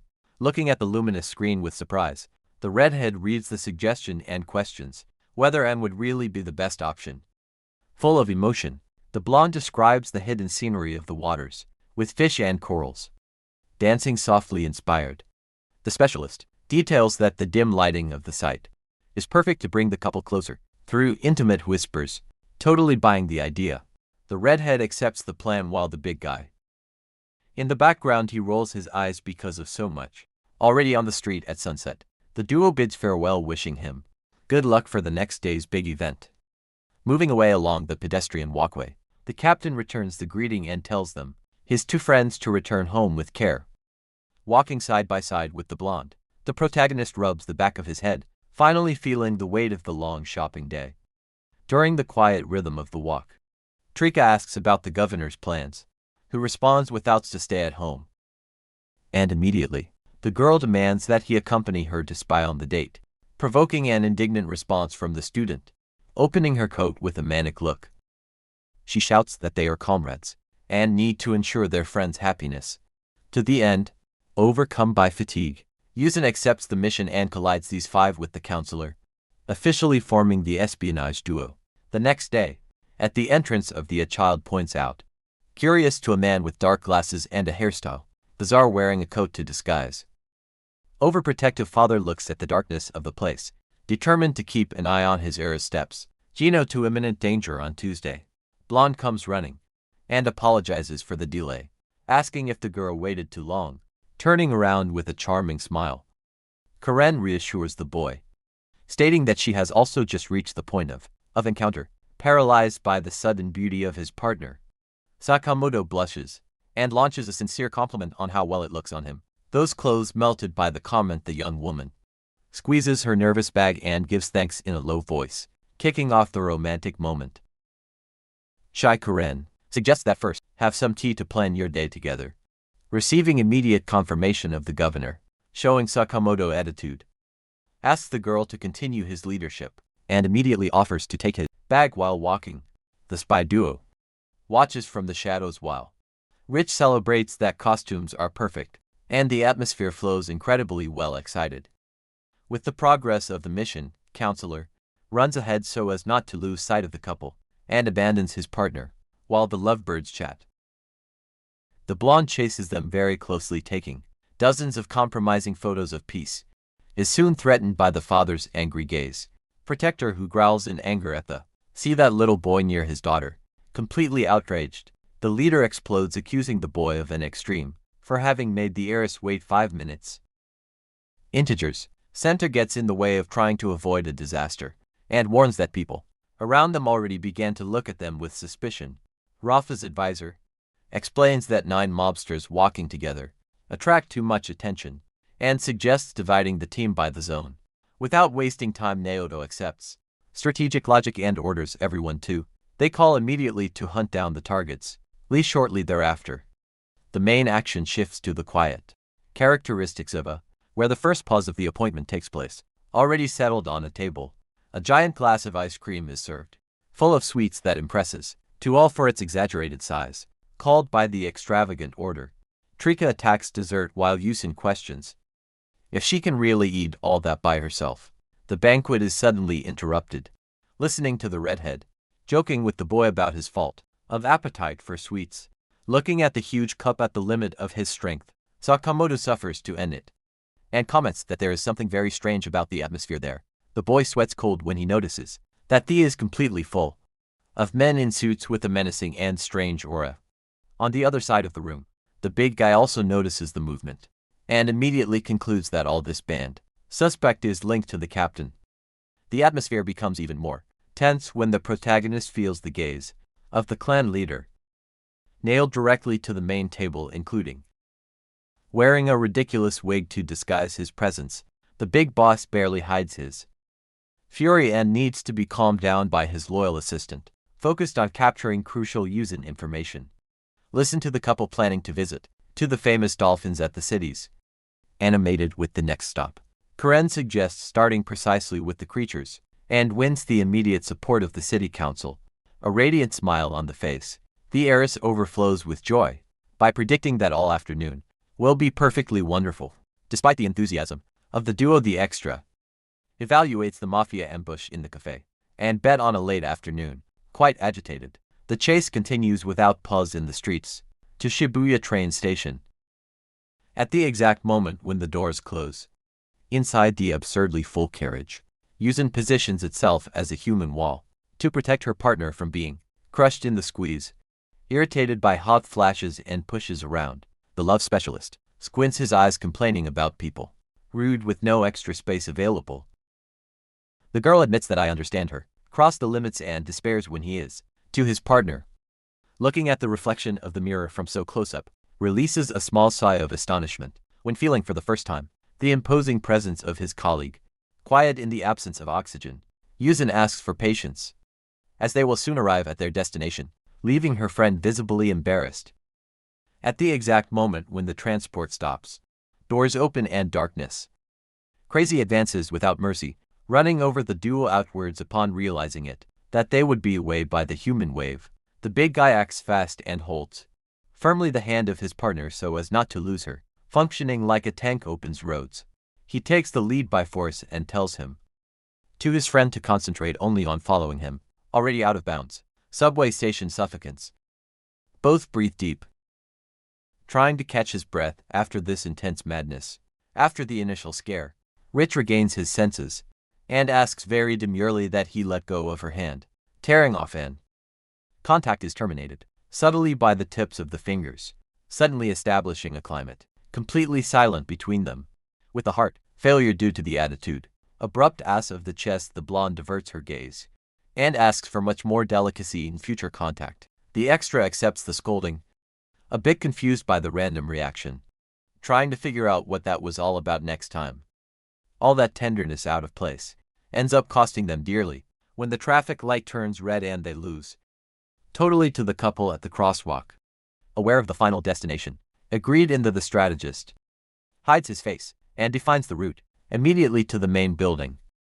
A few meters behind the young men, the mafia leader appears, completely exhausted, complaining furiously about the absurd flow of people.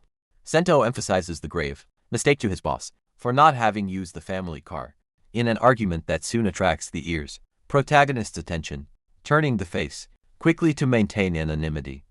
Yuzin spies on the duo's silly fight and confirms who the old meddlers are. Understanding that the cheap sweatshirt, I would not fool a detail-oriented eye, the bodyguard, shrugging, to try to disappear from there. The stealthy escape fails and flames the mayor's attention, who points to the giant silhouette in the street for your assistant to evaluate, focusing his vision on the mysterious I felt. Recalls the makeup workout at the base and perfectly identifies the heiress friend. This guy calms down the boss's desperation instantly, deducing that the dangerous and enormous fighter is there only as a loving support like her daughter. Disappeared rapidly in the intense flow of travelers, the veteran decides that the smartest is now hunting down the support team. Resuming its dominant position with firm steps, Naoto leads the squad in an absolute march in the direction of the fish. Away from all that literally criminal stress, Karen and the coveted blonde boy arrive at the entrance, monumental, very happy. Without wasting the best opportunity of the redhead grabs her partner by the elbow, and we made him excited by asking him to hurry up, but the calm suffers a small blow when two old and defeated rivals cross the sidewalk. Near there, surprised by the scene, stretching a finger, trembling towards the gates of the aquatic complex, one of the sword fighters questions the exact identity of the target. The friend bandaged in pants, irritated and smokes, remembering in a bitter way how that alleged scum recovered his expulsion from the former club. Gritting my teeth with a lot of resentment. Save the beaten bully swears by his own honor. Ruined the peaceful life of their enemy once and for all. Totally. Outside the shadow of revenge that grows outside the lovebirds start the dark tank route. Accompanied by their detective friends, the low-light scenario. Plan for romance and complicates the progress. Stealthy guardians down the hallway, however. The dark obstacle does not affect the clinical analysis of the Grandoron who evaluates emotional temperature, developed in the aquatic area, witnessing the warmest and most sincere friendship, never seen on the captain's tough face. Yuzin deduces that the evening of love is an epic triumph to the natural flow of romance. Outsider approaches the counselor, asking him the real reason for continuing operating as invasive nannies. The long marine journey ends until the background gives way to the spectacular Minami-Ikebukuro Park lawn full of picnics. Strategically crouched close to the plants, Frika holds the top prize, opening a huge box full of food. Perfect Asian, the top chef. That actually invested effort in this way to support the team. Before sending her friend to devour him all quietly, guided only by the compulsion to taste something rich, the girl tastes every inch of that luxurious feast, praising its divine taste further afield. On the thin checkered tablecloths, Sakamoto comments on underwater tour footage and receives an affirmative response from his colleague. Mental agony fries her reasoning, generating strong stuttering in its attempt to offer their own snacks prepared with love. Checking the blushing cheeks and the panic that paralyzes the redhead on the lawn, the secret team crosses its fingers, sweating cold so it doesn't ruin hard work. The protagonist right away reviews his memory by remembering dramatic messages received in the early hours of the morning. For 3 cycles showing recipes on the screen. The chaos of the kitchen, Azerbaijan giving way to eternal glory. At the moment when the popular guy is to see this incredible and colorful event, losing emotion with unplanned praise. The nervous captain approaches the banquet by giving him free way to the bottomless pit for him to eat to his liking. Absolute silence attacks the clear Sunny, while she analyzes Ruchi's slow movements. Fishing for the first rice cake, enormous weight on his back, vanishes along with sweat. As soon as a high and sincere approval crosses the air, hitting hard on the hearts of those who listen. Wanting to secure the victory, wearing pure feminine charm without physical blockages, she suddenly pulls out a lethal punctured meatball. Paralyzed by the excess of courage under the effect of pure romance, Karen does not turn away her slay eyes, fixed on the lips of his partner. Lying down and frightened by this advanced direct intimacy, the chewer shreds the received portion, waiting for the consequences of the taste to smile, warm accompanied by the certainty of a full stomach, ends this exchange, ensuring the best afternoon closing of that long love season. Continuing the mission, Trickle offers you some food in a lively manner, telling his partner to open his mouth, to eat also. Very close to there, Sakamoto gives food in Karen's mouth, creating a perfectly romantic atmosphere. Calm with the situation, the blonde boy smiles and warns that she is dead for the moment. The heiress reacts very shyly, feeling that this moment together is being incredibly special. Watching everything from afar, the counselor comments on the success of the event, but he is surprised that things flow so well considering the advice she herself gave. Captivated by the beautiful scene, the girl sighs delightedly, admitting that he would very much like to have a appointment like this someday. Hearing that, the protagonist accuses his partner of having self-proclaimed a great guru of love all this time lying down. She confesses, laughing with nerves, that he has never had a partner, and who learned everything by reading sleeves. I found the boy outraged by the farce. With a sigh of fatigue, he decides to ignore the absurdity of the situation, and warns him that the targets are leaving. While his partner tries to justify herself, Yuzin just nods with sarcasm, provoking the fury of Rich, who demands that I stop ignoring her in this way. After the meal, the lovebirds walk quietly through the park, enjoying the hidden sunny afternoon. The specialist praises the couple's excellent tuning and already cross your fingers that there is a declaration of love. On the road, suddenly the extra notices a strange movement and gets a big scare when he sees what happens. Close to the couple, 2 poorly looking subjects approach from behind, completely ruining the peace of the promenade. The Invaders arrive with cynical arrows and accuse Opally to the discovery of being a two-sided traitor. Confronting the pair of bullies, Sakamoto is accused of being a tremendous womanizer to be with another girl so fast. Fight for the commotion. Rich thinks about calling the police, but Yusin believes they will take time and promises to intervene if the situation. Worse, thugs continue to provoke, asking if the student blonde wants to send them to the hospital for another month. Watching from the shadows, the protagonist recognizes the aggressors as the rookies who were expelled from the kendo, and that the bandaged boy recounts the panic he felt the day before, confirming that on Tuesday confronted the two to save him. In those of Rancor, the former members complain that darkness destroyed his opportunity to continue to admiring the captain smokes. When the mafiosa heard such a pathetic motive, cannot stand anger, and yells at them, calling them complete idiots. She advances furiously to defend her partner, Light Blue, which was exactly this attitude was what provoked his curiosity. Surprised by the familiar voice of the bullies, look at the young woman, and it takes them a long time to believe that this is the Tojo, all made up. In a tone of mockery, laugh at his feminine appearance, and are asked if he really is on a date with an unfaithful loser. Aggressors worsen offenses, stating that the two do not make a good couple, since the redhead should spend her days throwing people to the ground. Without accepting the humiliations, Karen orders them to shut up immediately, not to talk about the boy like that. Finding grace to the veteran's courage, the thug regrets that they think the kendo duo has come to exact revenge alone. Immediately after, raises his hand, calling, listening aloud, with total confidence in his victory. A huge man appears on the scene with a threatening posture, looking at Sakamoto as the target he picked on with his boys. Full of pride, the novices present the Big Brother as the legendary Big Brother, Ayashi, a very active Kitayama fighter. Realizing the real danger, the heiress tells Sakamoto to flee, but he refuses to abandon it in such a situation. Tired of the romantic little theater, the veteran smiles with malice and orders the two to stop the antics immediately. With an abrupt and aggressive movement, grabs the redhead's doll, applying immense force. Taking advantage of cowardice, her accomplice suggests to her that she keep the loser and go have fun with them. Desperate to protect his partner on Tuesday, advances by demanding the big guy to get out of the way and attempt a direct attack. The blow hits the criminal's shoulder squarely, unloading all the courage of the boy in a heavy impact. Seeing the situation get out of control, the protagonist warns the counselor to wait there and quickly moves into conflict. The hero's stroke has no effect on the villain, who continues to hold the mobster quietly with a crooked smile. Heishi mocks alleged defense attempt, while its thugs laugh at Sakamoto's great murderer. Taking control of the situation, Big Guy grabs the student by the clothes, promising to return double the amount of love.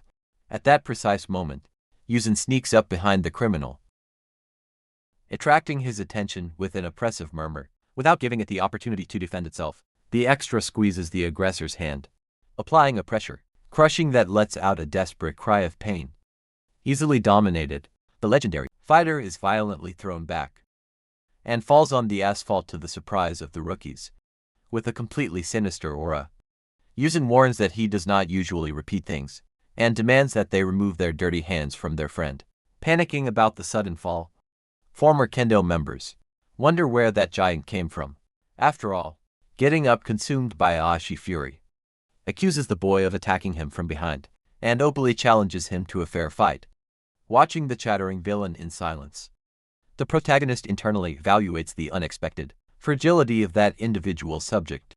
The aggressor managed to regain his wounded pride, states that it only was killed by a surprise attack by a large civilian who knows how to fight a little.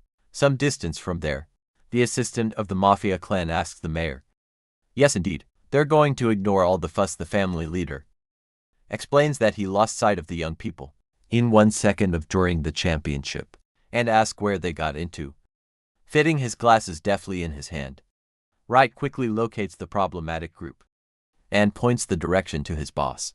Focusing its vision on the conflict zone, the boss witnesses the terrible scene of the criminal aggressively squeezing his daughter's arm. Dominated by volcanic anger, explodes, demanding to know who gave that wretch permission to touch the heiress of the family. The assistant reacts instantly, asking if they should look for the weapons in the car, but the commander orders everyone to retreat immediately. Regaining rational control, warns that they do not need interfere in a children's fight and command his men to closely observe the boy in blue. Backwards on the Yuzin begins to release a colossal amount of dark energy that distorts all the gravity of the park. The mob boss feels the weight of that pressure, stifling emanating from the student, and squeezes his own hand in a cold sweat. Totally. The veteran confesses that he already felt exactly that same level of miraculous terror in the past. A memory reveals the feared origin of the poison, formerly recognized in the brutal, under-criminal world, European as Ivan the Destroyer. Still in shock, Ivan remembers when he crossed paths with a stranger, overwhelming in Japan, being dominated by pure fear. The hero describes that traumatic adversary from the past as an anomaly capable of stirring up fears, deepest of the soul. Tries to understand how that same dark aura of the underworld resides in a simple high school student. Far from the speculations of others, the extra decrees for himself that the peaceful plot of the manga no longer cares. Patience completely exhausted. Warns that from now on its only objective is to clean up the garbage that gets in your way, dominating the environment. Yuzum tells Karen to take to Sakamoto and flees from there to a safe place. Assuming full responsibility for the failure, the girl hesitates to leave, while the blonde boy steps forward, courageously stating that he does not usually to retreat before cowards, feeling insulted for being ignored in his own hetchy fight, roar of hatred, and throws himself all over the protagonist, unloading his fury. The villain applies a violent burst of direct shots, aiming without pity to the face of their gigantic enemy. The former Kendo members celebrate the sun aura beating, praising the extreme agility of its leader that only leaves blurred figures in the air, smiling convinced of the damage there does provoke, noting that the enormous fighter did not even have the spirits to try to dodge and defend oneself. His pride plummets when he realizes that Yuzin absorbed their combo without moving a single muscle, revealing iron resistance. Frustrated in front of this unbreakable wall, the criminal snaps the tongue and prepares aggressively anew, much movement, its impulse to the maximum. Fires a devastating blow that collides with brutal force against the student's thorax. Watching the beating cornered in the distance, the blonde puts her hands in her mouth, terrified, and screams, calling her friend, trembling with concern. Terrified by the violence of the last enemy attack, Karen shouts Yuzin's name, fearing the worst. But the protagonist remains motionless and wrapped in his dark aura, without suffering a scratch at all. Looking at the assailant with menacing eyes, coldly warns him that from that moment on, everything counts as self-defense. The big guy opens his eyes wide, completely in shock, and without understanding the resistance of that monster. In wasting time, the student applies a devastating blow, charged with a brutal energy against the villain, with the crushing impact hitting the enemy's face squarely. A single blow defines the true meaning of strength, thrown away by the attack. The criminal leader flies through the air, while their bullies scream in despair. Knowing that to continue beating would be cowardice, the extra bet everything in one move. As the gang tries to wake up their boss, the ease of defeat leaves the group in absolute panic, realizing that his legend was nothing more than a great disappointment. Assuming a frightening stance, and with a stained face, Yusu reminds them that they touched their friends, and asks them if they understand the weight of it. Terrified by the approach, the rookie rolls back on the floor, threatening to call the police, and stating that his father has strong connections in the corporation, finding that cheap threat very convenient. The muscular man grabs the bully's face, promising to fix that rotten brain. The relentless pressure, screams of agony from the crying boy, begging for mercy while feeling how they die, his head to the limit. After the painful punishment, the boy in dark aura throws the aggressors onto the asphalt, as if they were mere hindrances. Adjusting his coat with complete peace of mind, observes the former Kendo members, trembling and begging to get out of there in one piece. Ending to the uproar, Yuzin orders everyone to disappear, and warns them never to show up again. In front of Karen and Sakamoto, the bullies run away in despair, confirming the order. As Rika hurriedly approaches her partner, relieve it by the end of danger, the love counselor stops with the Grangelon reviewing the situation. Noticing the wound, she loses her temper because of anger, demanding to go to the pharmacy immediately. but he thinks a little saliva will fix everything. In the face of his friend's terrifying fury, the extra senses the instant by admitting internally that I had never seen her so angry. With peace restored in the park on Tuesday, Blonde and the redhead sit on a bench in the evening light, watched from afar by the team, hidden in the bushes. The specialist celebrates the perfect climate between the toperitos and decides, give them a minute to get the couple to work things out. Feeling the burden of guilt, the mafioso looks down with a blushing look and apologizes that his partner has been beaten because of him. Student immediately takes responsibility for the situation, remembering in a friendly manner that the assailants were after him from the beginning. A brief and full of tension seizes the bank, until the heiress gathers courage and calls the mayor by his name, with a completely red face, and the heart beating at 1,000, finally confesses their true feelings directly. Taken by surprise in the face of sudden sincerity, the blonde listens carefully, as the girl continues with her nervous statement. Gathering all the courage he has left, the president of the Kendo Club officially asks him to date her, confirming the intensity of his desire. The redhead reinforces the request, looking her beloved with much hope in her eyes. Before such an honest confession, the original protagonist of the manga swallows saliva, feeling the weight of that decision, breaking the love friendship. He apologizes and warns him, who cannot give her the answer she has been waiting for so long. Desperate, the mafioso promises to change if she doesn't like the way she is, but the boy refuses, moving hands, and explains that he has his own reasons. In understanding, she questions the motive leading to Sakamoto to reveal that he promised to marry a girl when I was still a child, kept the promise alive in his memory on Tuesday. Blonde says with conviction that at least needs reconnect with that person. He concludes his discovery by making it clear that he does not plan to dating no one to resolve this pending issue of its past. Beaten by the cruel reality of this justification, untouchable, the heiress lowers her head, feeling his heart shrink from tears. Continues, she asks him if he still loves that girl so much, and the student confesses that he cried a lot the day she moved away. Accepting defeat in front of a childhood ghost, the redhead deduces that person was the first great love in his life. Deciding to maintain his honor, Karen gets up suddenly, warning that he will surrender cleanly since he has made a decision. Disguising his deep pain with an expression, Radiant says goodbye, thanking for the afternoon fun and promises to see it at school, believing in the farewell.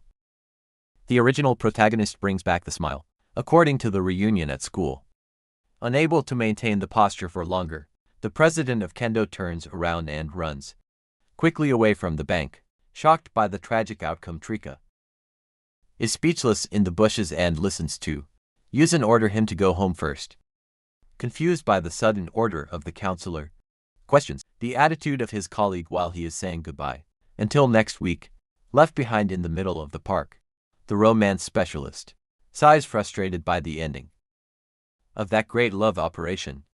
Ignoring his teammates' doubts, the muscular giant walks at a light pace, following the trail left by the rejected girl. In a place similar to the heiress of the mafia, finally collapses and leaves. That expressions of frustration fall on his face. Sign control. Finding his colleague in such a vulnerable state, the extra approaches carefully and asks him if he is okay. Surprised by the well-known voice, the redhead lifts her gaze in tears, revealing all the pain accumulated by this boy.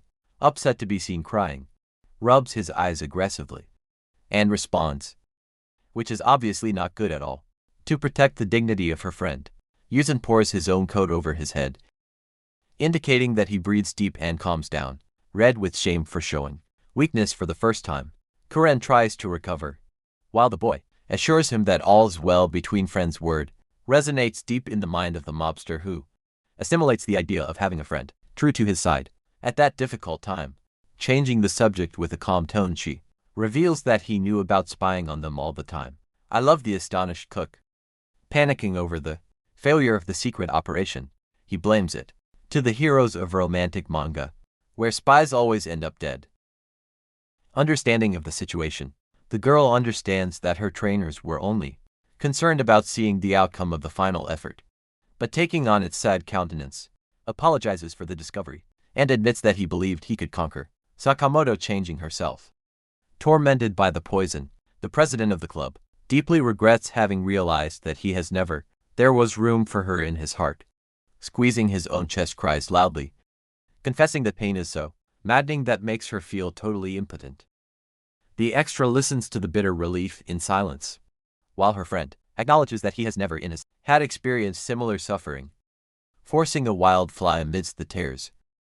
The heiress of the Tojo family confesses to heart open that he really loved the blonde guy, shocked by the depth of that feeling. Yu-sung reflects on how before I saw the girl only as a secondary character, remembering energy, radiant as rich as the big guy realizes it, what he treated all the girls in that world, with a highly calculated distance, immersed in his own thoughts. Admits that he always maintained an emotional barrier, for believing that no one there was really real, but witnessing the raw and brutal despair of Karen, the protagonist wonders if he can really call fiction to someone who suffers so much, breaking its own rule of isolation. The student stands up determined, and orders her friend to rise from the ground immediately. Pointing to the crying girl makes up the cheap excuse that someone could call the police for disorderly conduct. The absurdity of this justification completely breaks down the atmosphere of tragedy, getting a laugh out of him, genuine and unexpected to the mafiosa, happy for the sudden change of mood. The boy comments that laughing combines much more with the aggressive personality of the president, taking control of the situation. The muscular unceremoniously removes his stained coat and warns that they are both leaving right now. Still confused by the sudden attitude of the redhead, asks where they are going, while his partner hands him the huge sweatshirt, ordering him to put it on. Without accepting a refusal, he decides that they are going to drown their sorrows in a castle to relieve all the tension of that day. Carefully adjusting the hood, the cook assures her that she will survive until the last drop of bad luck from that hurt heart. Ignoring the weak protests, the giant turns around in a dirty shirt and starts walking, listening to the girl. I need his name. Wrapped in the warm fabric of her colleague, the heiress sighs, resigned to the attitude of the best friend I could find, next to the hooded girl. The extra reflects that these people are exactly like him, realizes that the characters of that world of fiction also feel things and have genuine emotions in the distance. The head of the mafia comments with its subordinates that the student is a very good boy, and the boy feels relieved that in a cruel and violent world like this, he says, young people with such a noble attitude are very rare to find. The assistant agrees with a scar on her face, imagining that maybe the big guy really is someone special, admired by the governor's attitude. The veteran of the underworld crosses fingers internally, so that their paths can be found again. Already in the mirror, the redhead releases her voice, screaming through the microphone, and sends him to his partner, who sings louder and with energy.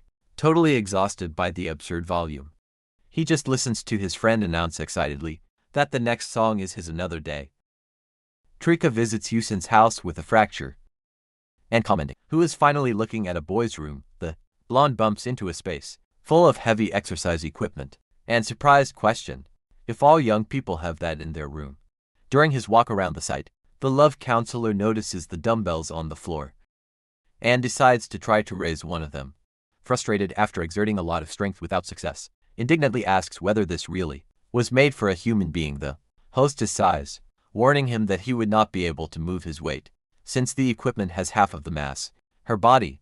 The protagonist remembers that it all started in the most normal way possible, with both of us going to the subway after school, but the quiet atmosphere was interrupted when the girl's stomach grunted loudly in the middle of the street, evidencing his hunger.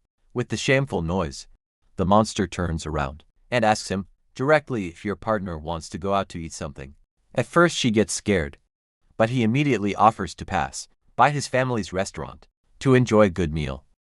Blonde remembers the family business of him, and the big guy nods, thinking that buying him food would be no problem. Shortly thereafter, the duo arrives at the modest barbecue establishment administered by the student's parents. Sitting at the table, former model devours food at a frightening speed, while the performer watches as the dish is left empty. Completely satisfied after eating an exaggerated amount, releases a sigh of relief while holding his soft drink. Rich praises the seasoning very much, and the protagonist's mother melts with joy. stating that it is a pleasure to see someone eat as well. The woman tells the young woman, who tries everything he wants and promises to prepare even more dishes in case you get any hunger left. In silence from a corner, Yu-sun realizes that his mother is really. The girl liked it because of the way she enjoyed the food. With fully recharged energies, the blonde gives a lively pat on the back to his teammate and warns him that it is time for the sudden blow to go away, makes the cook on the water.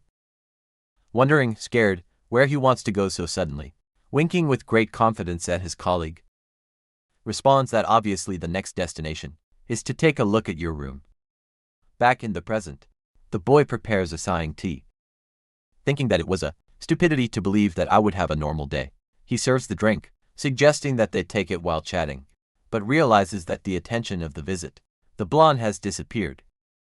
Quickly finds a pile of romantic sleeves and provokes his friend, asking him if he likes this type of reading, comments in surprise at the novelty, while the boy justifies nervously who bought these works only as a reference, amused by her colleague's reaction.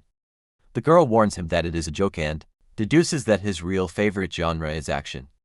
She takes out a volume called Golden Shelf Style and asks him with bright eyes if you like the series. The extra instantly changes his attitude and affirms, excited that this is simply the favorite work of his life. When the copy looked through, the janitor reveals that he always rereads history and is impressed by her friend's weird edition. He declares that the series is an absolute masterpiece, praising the art and that ending that leaves an unforgettable flavor. To the sincere praise, the former model nods, closing your eyes. With a huge, radiant smile on his face, the muscular man continues to detail the plot, to find finally someone who likes that so much. Excited with the click answer, comments that his father will be in the clouds when you hear that. The boy very confused. She realizes that she never brought up the subject and reveals, coincidentally, that his father is precisely the creator of the Golden. The impact hits the student squarely, who panics when he discovers that her friend is the daughter of a manga legend. At that very moment, recalls that the author's wife was, which finally explains the Western features of the girl. Frustrated by its own slowness, scolds himself for not having noticed before. One of the greatest of romances. I feel even more attached to the weight of reality when the hero remembers, who even visited his home last holiday and did not realize anything. Hopelessly excited, grabs the girl's hands, begging him for an autograph of the author, and she accepts without hesitation. Blonde promises to introduce colleague to her father, causing the big guy to spill. Surrounded by pure emotion for his victory, having regained his composure on Tuesday, changes the subject by note who has a princess to ask the heiress. Questions him, why the Golden is your favorite. UQL, mangaka has several other very successful works. A little embarrassed, the girl avoids the subject by saying, who lately has become more attached to this story. For no particular reason, despite denying it, it outlines a soft and miraculous appearance. While mentioning a specific event of the 5th volume, the counselor describes the protagonist of the manga, who always puts his friends first during the immediate battles. The blonde's mind rescues Yuzen's memory, threatening criminals in the park to defend those he loves. The image of the muscular man smiling in a kindly overlaps with his brutal memory, showing the two faces of the mirror with much affection. Rika confesses in a low voice that the fictional character reminded him exactly of his friend. The next day, the hectic school routine returns. Proximity to the long school vacations. Inside the council room, student the extra process. Unexpected information about rest days. With a very noble posture, the president, Kumiko, speaks to the Dranjulan, reminding him that he had promised help her on that date. Cornered, he asks the reason and the leader explains, your company needs to receive a Russian exchange student. The student deduces the situation instantly, asking if their work will consist of solely in helping to choose a memorable gift. Happy not to have to give much explanation, the president, snap your fingers and confirm, smiling that the mission is exactly that. With cell phone in hand, the boy agrees to help her and accepts, schedule the engagement for their first day off. Radiant from the rapid darkness, the noble woman hides her blushing face behind the fan and warns that he will not forgive any mistakes, and has vacated. Returns to his classroom, noting that the president was in a mood too good out of nowhere. The protagonist plans to ask Rika, postpone the meeting with the mangaka for the next day, thus solving the problem of schedules. When you come to your own classes, intercepted by a gossipy colleague who asks him, comments on the latest news. The boy says that the troubled rookies expelled from Kendo's club are at the center of a new controversy. Another student gets into the conversation, cleveling that the troublemakers simply requested to be transferred from school that same day. Aware of the real reason for the flight from those bullies, the extra sketches won half hearts. Imagining the terror they felt, already at your own desk, internally celebrates that criminals will no longer bother his friends, and he relaxes. The peace of the moment ends when a female voice invades the atmosphere, attracting the attention of students who arrived late. This Monday, direct from the board. The woman orders with authority that everyone feels quickly and open their study materials. The class begins immediately with the educator pointing out English phrases on the blackboard for the group to concentrate on studying. As the exercise progresses, the big guy whispers the exact translation of the comparison phrase to help her friend, blonde with a smile full of confidence. The new teacher, named Mizuki Nanai, decides to use the date of the day to choose a student. Educator chooses the 24th student, making the poor boy stand up, tense from his chair to respond. The selected student begins to read nervously the text about an Englishman named James who wants to learn about Japanese culture. Holding the Yusung book, ends the reading of the question, requesting a recommendation, staff of a place to visit. Encouraged by their participation, the new teacher asks, what would be the best answer to this situation? Keep calm. The protagonist suggests the city of Osaka for being a place with many tourist and foreign resources. Sin embargo, Mizuki reacts by sweating cold and with fear. Continue. The boy, without understanding the reason for the panic, forcing sympathy, the educator praises her response, applauding quickly, being accompanied by the entire class, already sitting in place. The student clearly notes that the woman put on an expression of having hated that interaction. In that, Trika leans on his desk, praising his friend in a low voice for also being there in the studios lately. At the front of the hall, the teacher continues, tense appearance to process the meaning of that simple, asks, observing the situation. The big guy confirms his suspicions that something weird is really wrong with grandma, while Mizuki writes again on the board. With trembling hand, Yuzun concludes that she is scared to death when she sees him, later walking down the hallway. He thinks about how she acts as if he is an heir to the mafia, collecting debts. Too bad looks. Admits he never saw anyone to be so frightened by his presence. Standing in front of the teacher's lounge, the extra decides to act in the most normal way possible to avoid misunderstandings in there. The educator reads the student's file, completely in shock, murmuring that it can't be real, terrified. The teacher connects the gossip that he is a mobster disguised as a smart guy to commit an atrocity right there. Panic reaches its peak when the door to the living room of teachers opens slowly right in front of her. With a terrifying aura imagined by the woman, Yuzum enters the site, politely greeting the princess. Jumping out of the chair, Mizuki gets tangled up in his own words by denying nervously that I was researching his life. Looking at the teacher's watery face, the protagonist confirms without place doubt that she considers him a hero. Ignoring the despair of others, calmly warns him that he came for the advice vocational that they had programmed earlier in the day, trying to disguise his nervousness with a laugh. For Zada, woman asks student to take a seat. Already settled, she takes the initiative of the meeting, asking him if on Tuesday has already decided what he wants to do in the future. He admits his rejection, and the educator swallows saliva, asking if his plan is to take over the family business.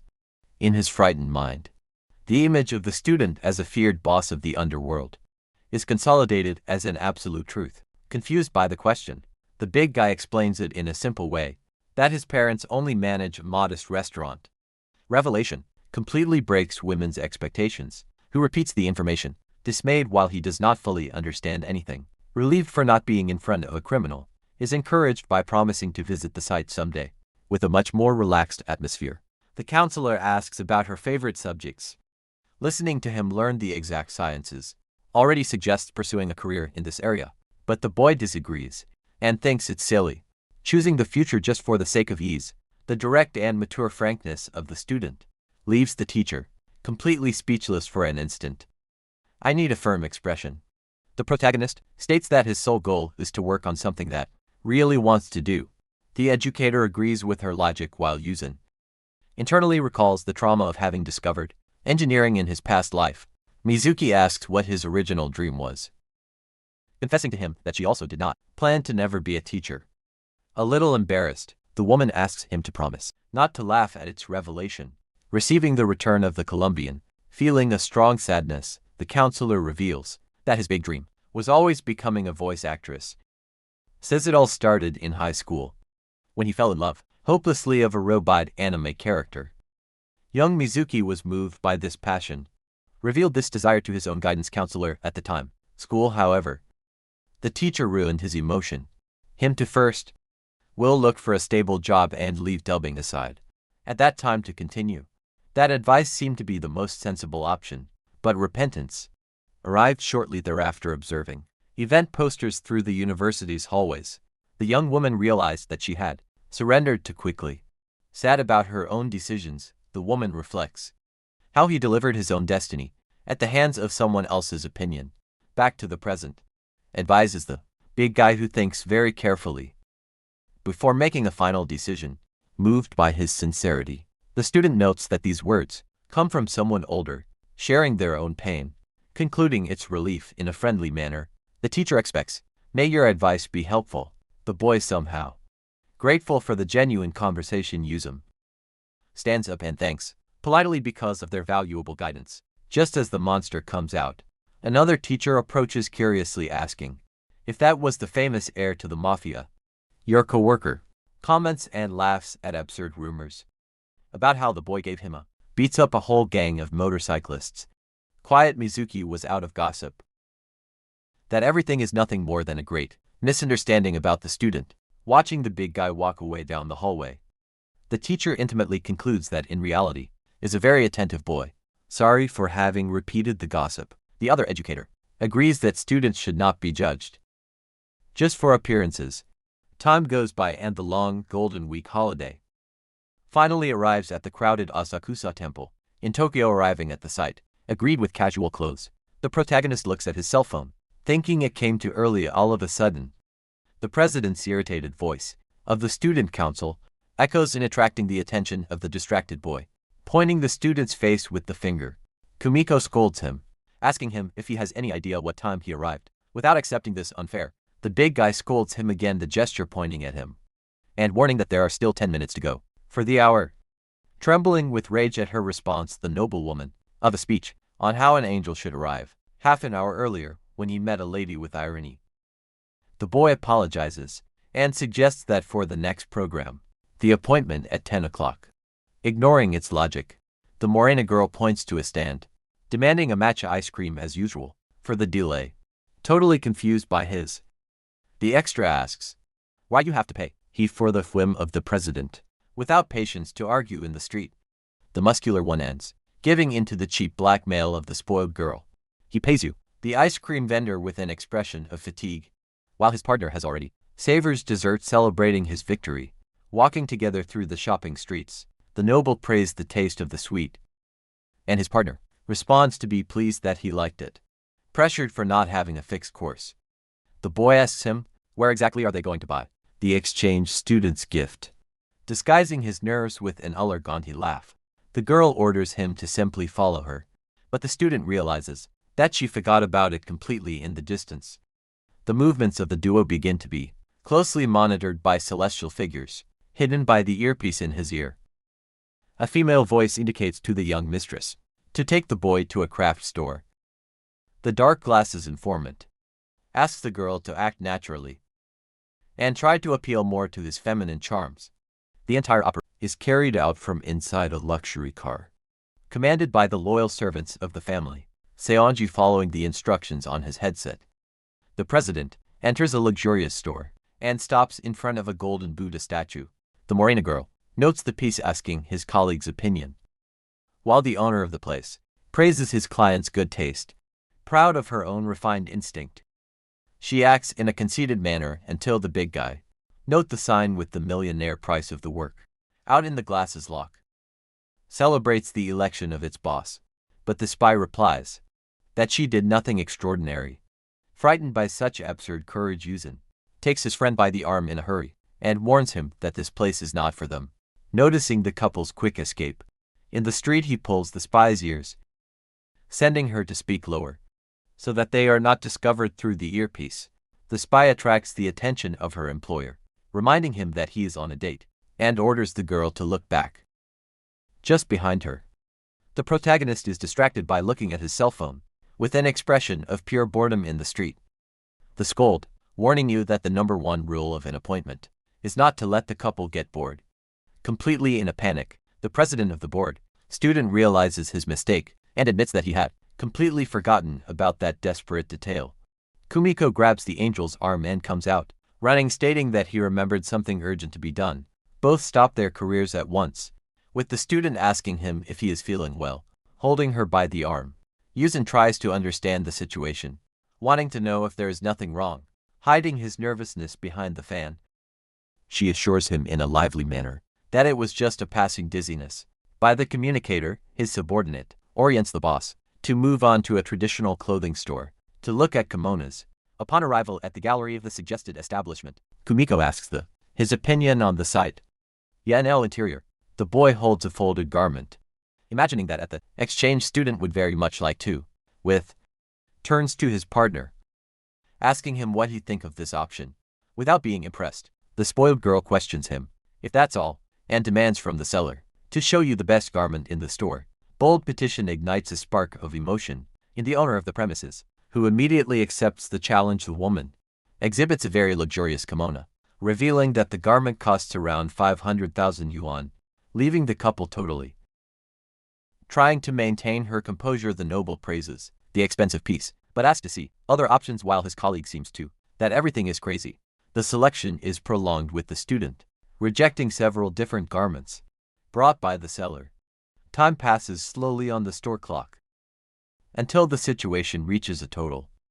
Holding two very beautiful pieces, the girl admits that she has doubts about which one to choose. Called the Colombian exhausted when he noticed his indecision about the store owner, suggests to the young woman to try on the garments, even if they are for a gift. The president turns to Yusuf, asking him if he agrees that see the clothes on would help you choose. The big guy nods, and the saleswoman guides her customer to the store dividers. Out of sight of the boy, the sales clerk suddenly begins to tear off his own face, revealing that it was a mask. The Farcellis, showing that the owner of the place is Minami, another subordinate of the family. Seonji, surprised by the noble question, by the presence of the former member of the Yakuza at the site, who replies that he is there to support his young mistress. The street makes a pose, governor declaring to be a ninja of the family, while his boss thinks he still needs much to improve soon. Kumiko understands that the suggestion to try on clothes was a plan orchestrated to highlight its own charms. Without wasting any more time, the subordinate pushes her patroness him that he will make her beautiful, ignoring the girl's nerves. From outside, the president screams from the accelerator, warning that it is not yet ready to leave. With nothing to do, the protagonist sits down in a chair and starts playing on his cell phone to kill waiting time. With a smooth fabric movement, the girl finally comes out of the accelerator. By looking up from the cell phone, the student remains completely hypnotized by the image, wearing a beautiful dark kimono with prints. The president shyly asks what his smile looks like. The boy remains silent for a few seconds, simply admiring the beauty of his schoolmate. Returning to reality, opens his mouth, breaking the comfortable silence between the two. With sincerity, the protagonist praises it, claiming that it looks dazzling. Listen to Kumiko, surprised by her frankness, with a kind expression, reinforces its compliment, saying that the clothes matched her perfectly. To hide their shame, the noble woman releases her wild laughter, showing off their own style. Spoiled by its success, warns him, which will also be tested, the other option, and asks the boy to wait a little longer. The recorder door closes quickly, just then out of sight of his colleague. The girl holds her face completely, blushing, trying to contain her emotion. Totally panicked by his own feelings, shrinks without knowing how to deal with the situation. Later, walking through the streets, the beauty of the president attracts the curious eyes of all people around you. The duo walks side by side, while the big one sighs. Uncomfortable with so much unwanted attention, the protagonist notices how his friend, Snow in the Snow, and realizes that he finally have arrived at the famous shopping street, Nakano Broadway.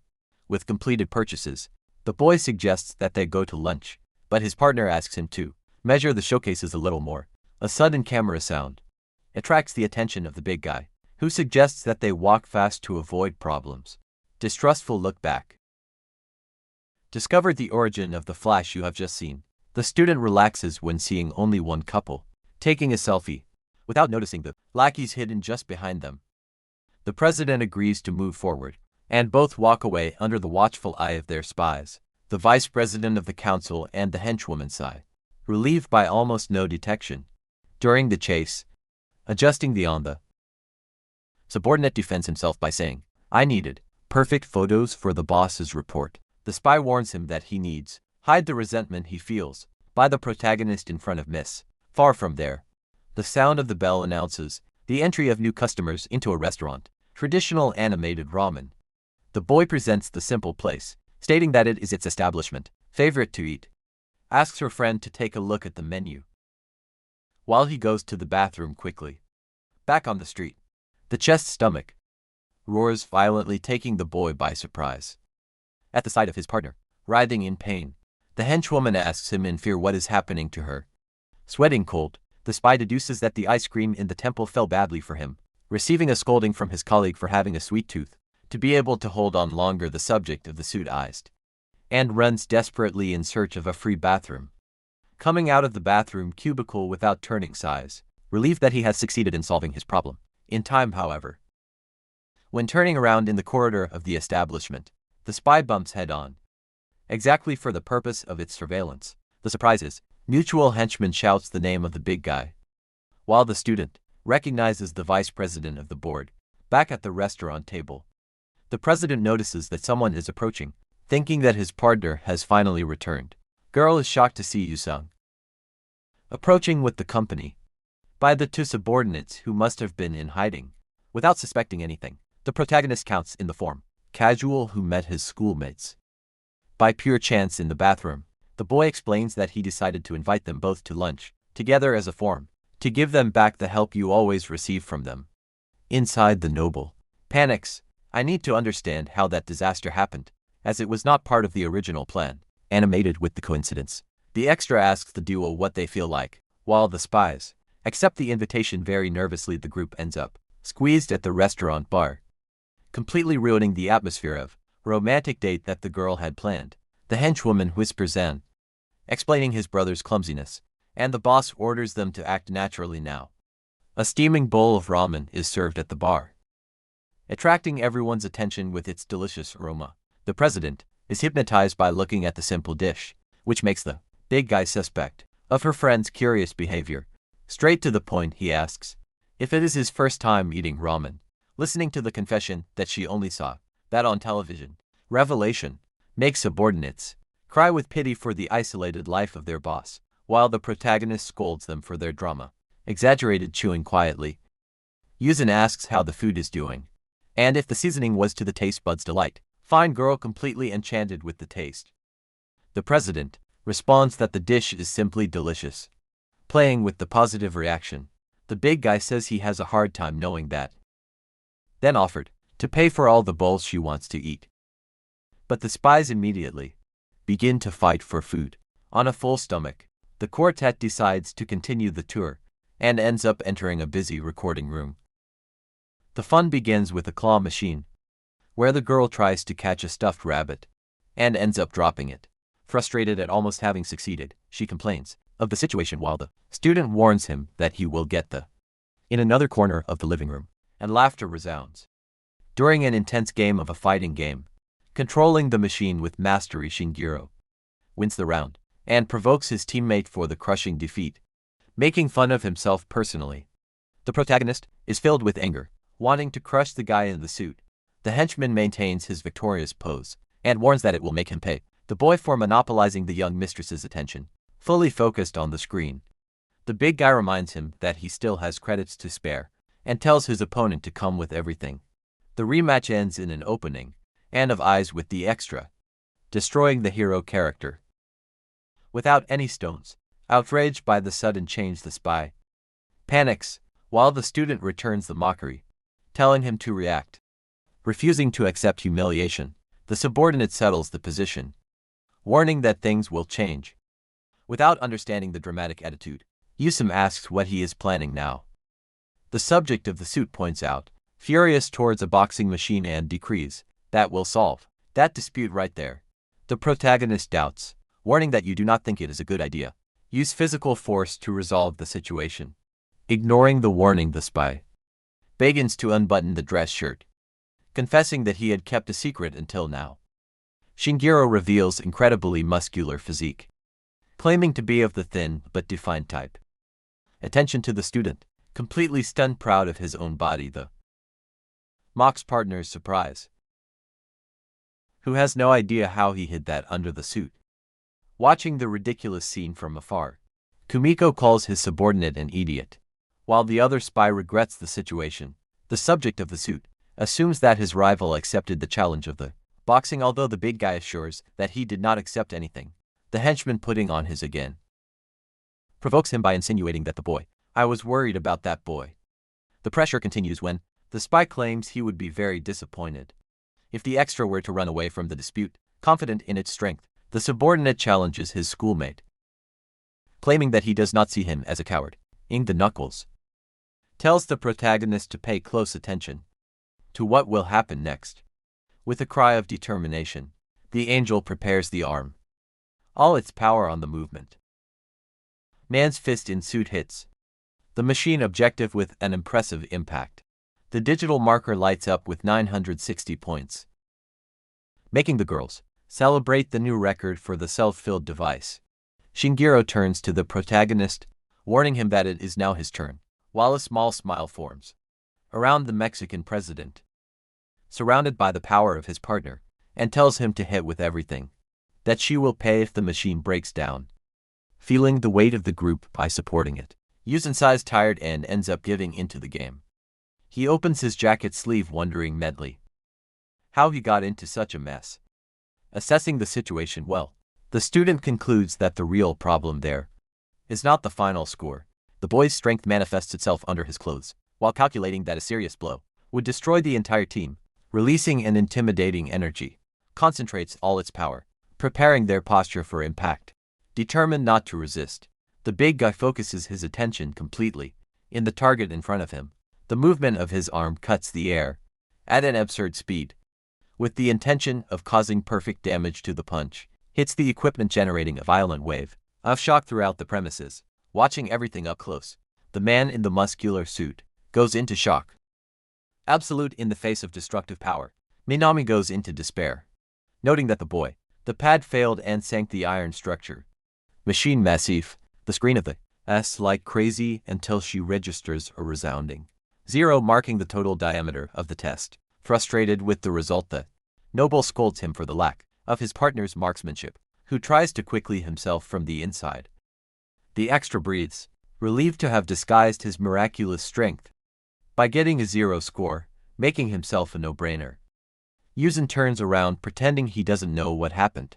Just a few seconds later, the destroyed target of the boxing collapses on the ground, making a dry noise. An uncomfortable silence dominates the atmosphere, while everyone looks at the remains of the fallen team. Sweating cold from the show of power, Shinjiro settles in the glasses and rushes to declare departure as a technical tie, putting on the dress shirt again. The subordinate tries to maintain his position, warning that he will win at the next opportunity. Leaving behind the boys' commotion, the group walks into a photo booth, isolated in the shopping center. As they all ended up gathering on the promenade, the big guy suggests taking some photos together to keep as a souvenir. The idea costs the girls a lot, who accept, quickly record the fun moment. Without wasting time, all four enter the narrow cabin, organizing to fit everyone in the small space. The equipment flash goes off, capturing everyone's relaxed scene, gathered on site. The machine then prints a strip full of funny photos with the students doing various funny poses, looking at the result in their hands. The president praises the quality of the images, while the suit subject complains of having done one of them. showing a true and humble joy. The noble confesses that he is loving this kind of hobby, admiring her friend's sincere energy. The protagonist proposes that they end the day singing in a castle. Suggestion is accepted, and soon the man in the suit will dominate the microphone by releasing the voice in a manner dramatic in the colorful room. Shortly thereafter, Kumiko takes the stage singing a song. In a presentation, super elegant under the bright lights, the atmosphere is animated by the big guy and the president, singing together, a very duet in the center of the room. Last night falls on the city, and the ride finally comes to an end, with the farewell in the middle of the sidewalk. The student says goodbye from afar, wishing them a safe return to the trio, and comments that the day was well worth it. Already inside the family's luxury car, the brother duo, Spies, collapses in the seats, completely exhausted by the adventure. Realizing his huge mistake, Minami breaks down with his boss for having ruined the plans for the appointment. Romantic, the boy nods, almost crying with guilt, explaining that they got so excited that they forgot to leave. In silence, the spoiled girl watches the interior of the vehicle, reflecting about everything that happened in the last few hours. All of a sudden, a wave of dominates the noble woman. To the gigantic surprise of her subordinates, she breaks the tension, ensuring that everything is fine, and that the fun exceeded all his expectations. The memories of the walk invade the girl's mind, recalling the energetic sensation of eating sweets on the street with someone special. Yumiko also recalls casual moments, talking and laughing, without any worries in the clothing store, firmly holding the photos in the booth. The president confessed that your normal experiences have made her immensely happy. Emotion invades her at the memory that years had passed since the last time he enjoyed a day off with his faithful childhood friends. With a light heart and grateful for everything, the boss thanks them with much affection to his followers for never abandoning her at any time. Miko, thanks to his subordinated by their dedication throughout that busy afternoon. The president confesses that this day will be a memory valuable to her. Called the Spies, quite moved by the words of their boss. Between hearts, the duo promises to be useful to him for life, while try to hug the spoiled girl as best they can. Already recomposed, the noble warns them that this will not be their last chance, asking them for help so that the next appointment is an absolute success. With subordinates celebrating, the family's luxurious van with excitement walks away on the street night in the direction of the main mansion. The next day, a man works very hard, drawing on the digital screen of your desktop. Rich opens the office door, calling his father with great enthusiasm, breaking the silence of the place. She enters in the room to make sure that man has not forgotten that your friend will pay a visit today. Without looking away from his work, the father assures him that he is also very worried about that meeting at home. Turning the chair with a friendly smile, the cartoonist comments, "Who will finally meet the famous Kim Yoo-sung his daughter talks so much about." Arriving on the second day of vacation, the big guy keeps his promise and goes to her friend's house, being welcomed by the smiling fight in front of the girl's father. The protagonist is visibly tense and sweats cold from the natural pressure of the moment. The student bows as a sign of maximum respect, stating that it is a great honor to meet the master. Kishimoto, inside the extra, tries to control his extreme nervousness to be face to face with such an important figure for pop culture. For the boy who has spent his whole life reading comics, Rika's father is not just a talented cartoonist, but the legendary god of manga Musashi. Breaking the atmosphere tense, the boy invites the boy to enter and warns him that his wife exaggerated with the preparations. Upon learning of the visit, the mother of, who is practically an older copy of his daughter, welcomes him with sympathy, asking him to eat before everything cools down. On the big guy is really impressed with the gigantic and extremely luxurious banquet scattered across the family dining room table. Sitting next to the owners of the house, the student is politely grateful for the food, abundant and well prepared. While eat, the cartoonist casually comments that the girl keeps talking about him lately, putting the boy under some pressure. The teacher confesses that he wanted to meet him closely, as this is the first time her daughter gets so close to a boy of the school. Feeling the dramatic weight of the situation, the extra swallows saliva and decides that he needs to clarify any misunderstandings. Quickly desperate, the two teenagers try to explain themselves at the same time, affirming the family, who are just friends, Normal students who helped each other on the first day of school. Funny because of the exaggerated reaction. The man explains that as a father of a girl is natural to care about the boy's intentions. The protagonist takes the matter seriously and begins to reflect on the words of Major, imagining what it would be like if he himself had a daughter in the future.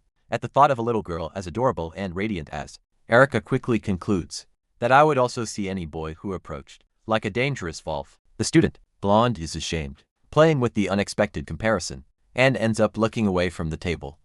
Noticing the change of attitude, suddenly the big guy stays, looking at her friend's blushing face, in total silence, red-handedly covered by the girl. The boy turns his face around, trying to disguise its everything under the gaze, attentive and very funny about her father. The student again complains about the boy's insinuations, crossing each other's arms, while Yuzin tries to calm the exalted spirits of his partner. Observing the light interaction of young people, the mother comments with a nostalgic tone how much his daughter has grown in recent years.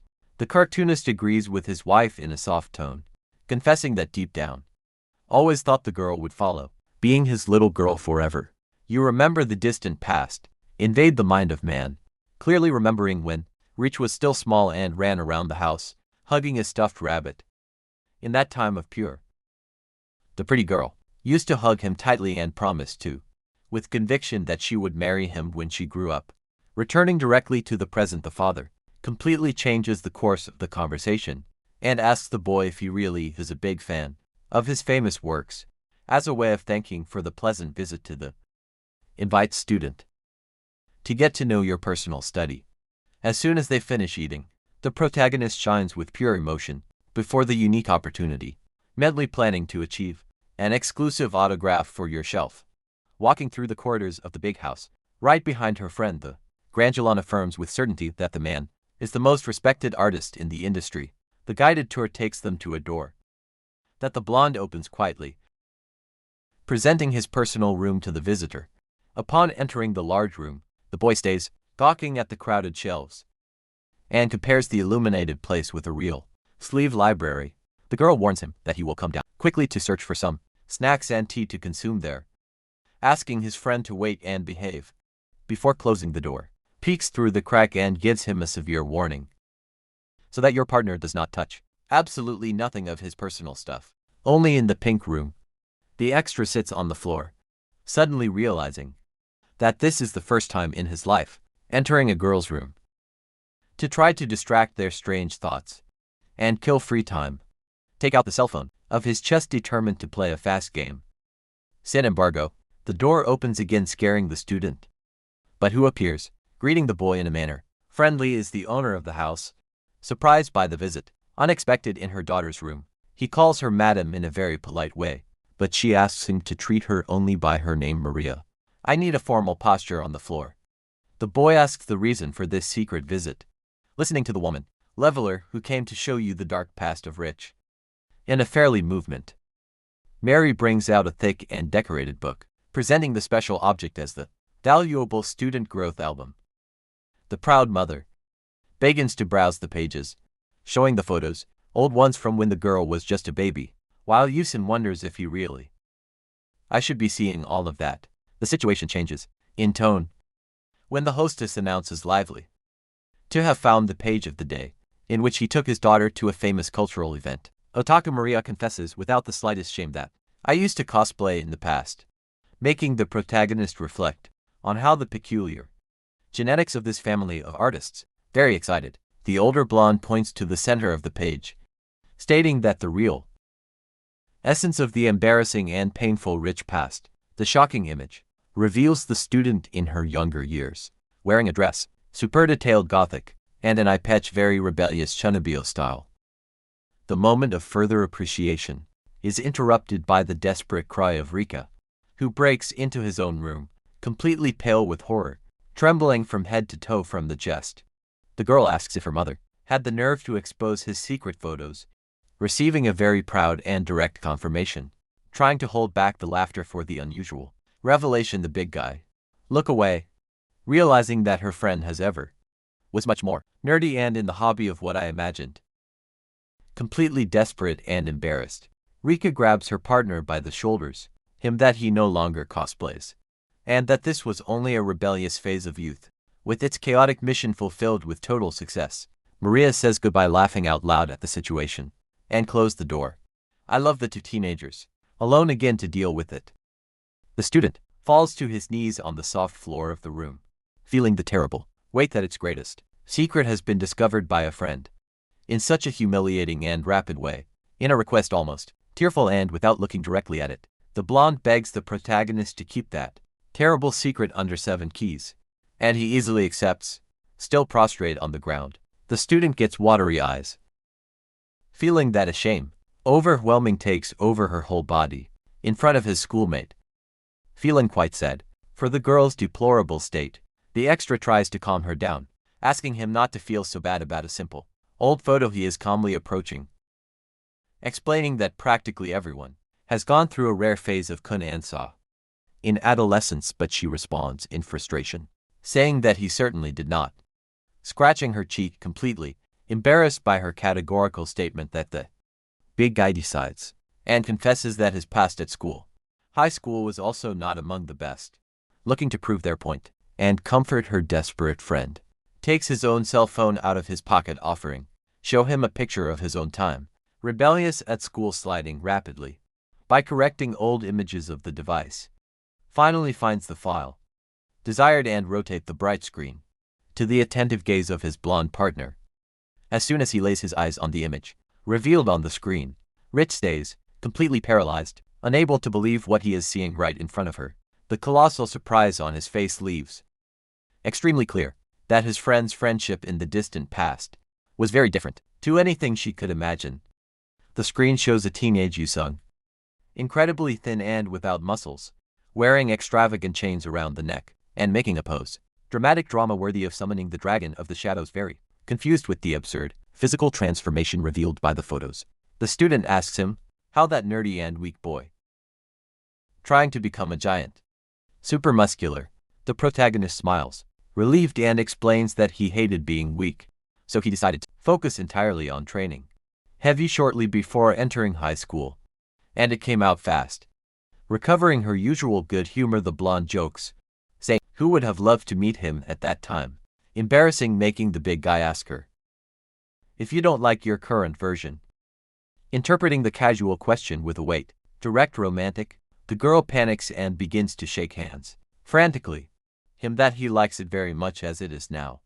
As soon as words escape freely from his mouth, Rich realizes the deep meaning of your own statement and covers his face, turning completely red with shame. Taken totally by surprise by the unexpected sincerity and the sudden atmosphere romantic that was formed, the boy just mutters his friend's name without knowing exactly how to react. Still in the pink room, the big guy looks his companion sitting on the floor and flames her by its name, trying to understand the situation. In total panic, Click shakes hands frantically and screams that he only sees the boy as a good friend, sweating cold from the overreaction. Yuzin nods immediately, repeating the same sentence to calm the spirits. Both begin to laugh quietly. Continues, completely dispel the sudden atmosphere of romance. With the situation calmer, the extra once again attracts the attention of the blonde in a very soft way, thanks her fight for the invitation, for having met the master, Kishimoto, and having obtained an autograph. With a friendly smile, the student assures her that the memories of this day will be a treasure for the rest of his life. She warns him that she doesn't even need to thank, since he called her from her first day, and the protagonist agrees. Seizing the opportunity, the owner of the house says he may date her again on another occasion. If that counts as payment, it would be sunset. Orange takes over the sky, while the blonde's voice suggests that he could stay a little longer. Already at the gate of the residence holding a bag, the student politely refuses to notify him, who needs to go to dinner at his rich house, smiles, recalling that his partner will travel to Hawaii with his family the next day. For that reason they will not be seen for a week. So he asks the girl to have fun and wear protector solar, watching the sunset. Suzum says it very seriously, who can call you if something happens, and he will help you. Funny about the promise, she asks him how I would go to Hawaii, and the big guy really considers going swimming with their physical attributes, surrendering with the crazy idea. The Big guy warns him that he simply would break his piggy bank to buy a plane ticket. The blonde seems to him to be a much more sensible answer, and that to say goodbye at the gate, promising to see each other at school, walking home in the evening light. The protagonist outlines a smile, genuine and satisfied. On another day at a train station, the extra gives a container to his partner, surprised that she lives near there, sitting on a bench, devouring kimbap. Pliquia thanks you very much for the food, praising his mother, while the boy minimizes the issue, watching her friend Yuzin. Think of the good person, which is because they have worked so hard to, all day long suddenly. The student is completely ashamed, being pulled by the boy against her chest, protecting her friend on the full train, the extra-ized, by the squeeze and warns him that they are almost there later. He firmly holds the blonde's hand, pulling the girl so as not to miss the schedule, walking together through the streets at night. The student throws, shy and falling in love looks at his gigantic companion. Time passes, and the scene changes, to the 5th day of Golden Week vacation, in the bustling Akihabara, walking quietly down the street, looking at the big guy's cell phone. Feels anxious to have bought all the manga I needed. With duty fulfilled, looks up deciding that it is a good time to look for something to eat. However, the sound of desperate running calls your attention by breaking the calm of the moment. A light blue-haired girl appears out of nowhere, desperately screaming for them to get out of the way. Confused by the sudden screams, the protagonist turns his head backwards. I need to understand what's going on before I could react. A shoe hits him squarely in the face as the mysterious girl jumps over him. Astonishment takes over the extra's face when passes by, flying right in front of him during the jump, bleeding from the nose due to the blow. Yuzin wonders internally if that is the famous logic of romantic comedies. Upset by the absurd situation, holds the girl who falls into his arms, remembering that this is not the main problem. Already on the ground, the blue-haired novice, only the beret is fitted and, snapping your tongue rather rudely at it. A group of men in suits appear, running and shouting the name, Sasha in the middle of the street. Realizing the imminent danger, the grabs the big guy's shirt, demanding immediate assistance. No time for explanation. When she tries to flee, Yuzin stops her, holding his arm, and warns him that there is no way out on this road. Taking control, the protagonist pulls the frightened girl by the hand, guiding the exhaust along the right path. Both run in abruptly to a ramen restaurant. Completely surprising employees quickly crouch under the table, while the men in suits pass by the glass window. The duo peeks over the table, watching the pursuers walk away little by little. Relieved for having absent-minded men, Sasha stands up, letting out a heavy sigh of pure fatigue. Quite upset, the student reminds him that he was into this and demands to know the reason for the persecution. I need calm, he asks them to sit down. First Anne asks him the name, to the boy who responds without hesitation. Noticing the different name, she concludes that he is not Japanese, hearing that he is a second-generation Korean, with a dangerous aura and eyes shining. Yuzin orders you to stop beating around the bush and explain about these types. Seeing the girl's doubt, the big guy turns around to leave, wishing him good luck in his escape. She tries to argue that common sense dictates to help beautiful girls first, but he responds dryly by saying that it does not exist. The extra is immediately in the same place. As soon as the dead girl offers him money for your help, a gigantic and absurd bundle of banknotes is thrown forcefully onto the restaurant table. Without losing a second, Yuzin sits down again and blinds the deal, instantly convinced by money. Giving a victorious smile, the blue-haired girl decides that he can no longer hide the truth, removes the beret with a movement, elegant and loose her blue hair, who falls freely down his back with nobility position. The novice reveals that her father is someone very important. In Luxia I found the confused boy. I love seriousness. Explains that those men in suits, they were probably trying to her. The protagonist we attack instantly, recognizing the girl as Ale, the super popular heroine of the anime Scramble Love. A while later the duo comes out from a clothing store of the mall to continue with the plan to escape, now wearing a sports outfit and a cap. Sasha shows off her casual costume, asking his bodyguard what he thinks. Analyzing the outfit, Yuzin agrees that it is much easier to move like this. and she warns him, who only needs to protect her until 7 p.m. The boy confirms the mission, while the girl is already asking lively if there is any fun place close to visiting. The protagonist is incredulous, asking him if she wants to go sightseeing while being pursued, but the Russian argues that the crowds help to mislead. He ends up giving into his logic, as thugs would not act in front of civilians. Recognizing the identity of the heroine Alexandra, internally the extra reviews the information of the Russian girl, who is one of the most famous heroines of the series. The problem is that his first appearance should be tripping over the original protagonist, Sakamoto Yushi, and not with him thoughtful. The big guy wonders if these events are occurring before their official debut in the original manga story. Walking beside your customer questions whether it should really interfere in pursuit of such an important heroine. His real intention was to scold her indignantly, asking him if he thought he could buy their dignity with money. However, the student swallows his pride in remembering that this giant bundle of banknotes was simply too much money, as if to reject it by letting out a sigh of defeat. Accepts its destiny, justifying itself to the fact that it only needs to hold on tight for 6 more hours. Walking ahead, Sasha gives a malicious appearance, confessing that in reality is very good at reading people. Recalls the gross protection at the time when stumbled upon the muscular giant, noticing its strength from the very first moment. Confident in her unusual hiring, the Russian is absolutely safe that he will take charge of everything without any problems. Suddenly, men in suits appear in the middle of the street, ordering them to stop. And the girl warns that it's time to run again. Running through the streets, the extra gets irritated at the sight of the guys in suits approaching and wonders how they managed to find them so quickly.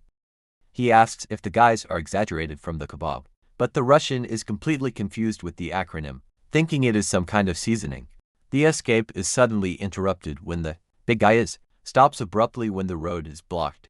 One of the men in suits advances, trying to hit a direct hit, but the protagonist dodges the attack with the greatest ease in the world, without giving the enemy time to process their appearance. Already holds the man's arm quickly. With a single fluid motion, Yuzin throws the subject over his shoulders.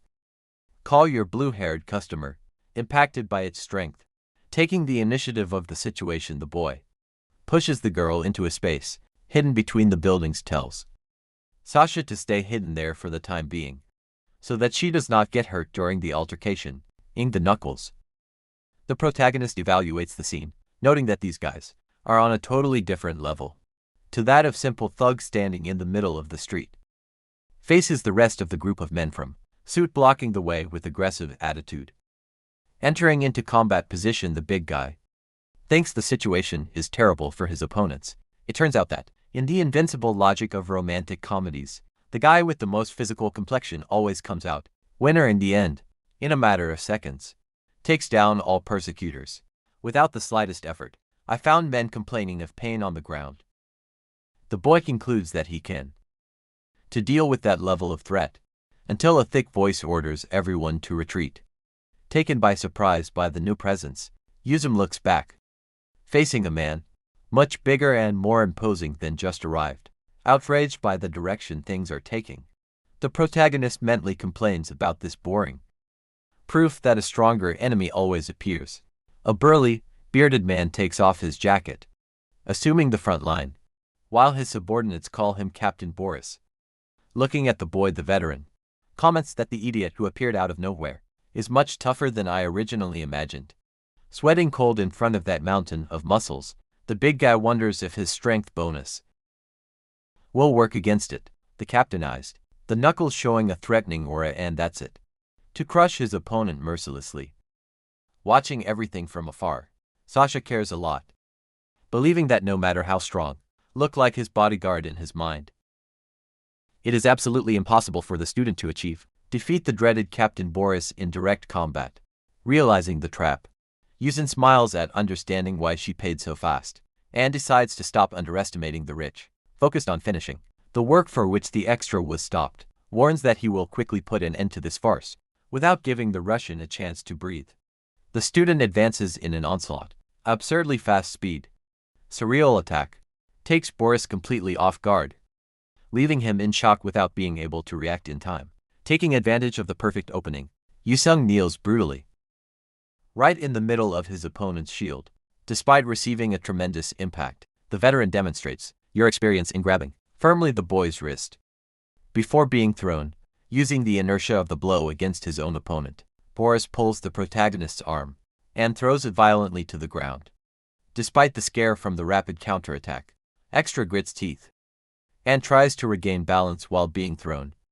Instead of falling, the protagonist turns in the air and lands, nailing his knee to his opponent, immediately immobilizing it on the asphalt.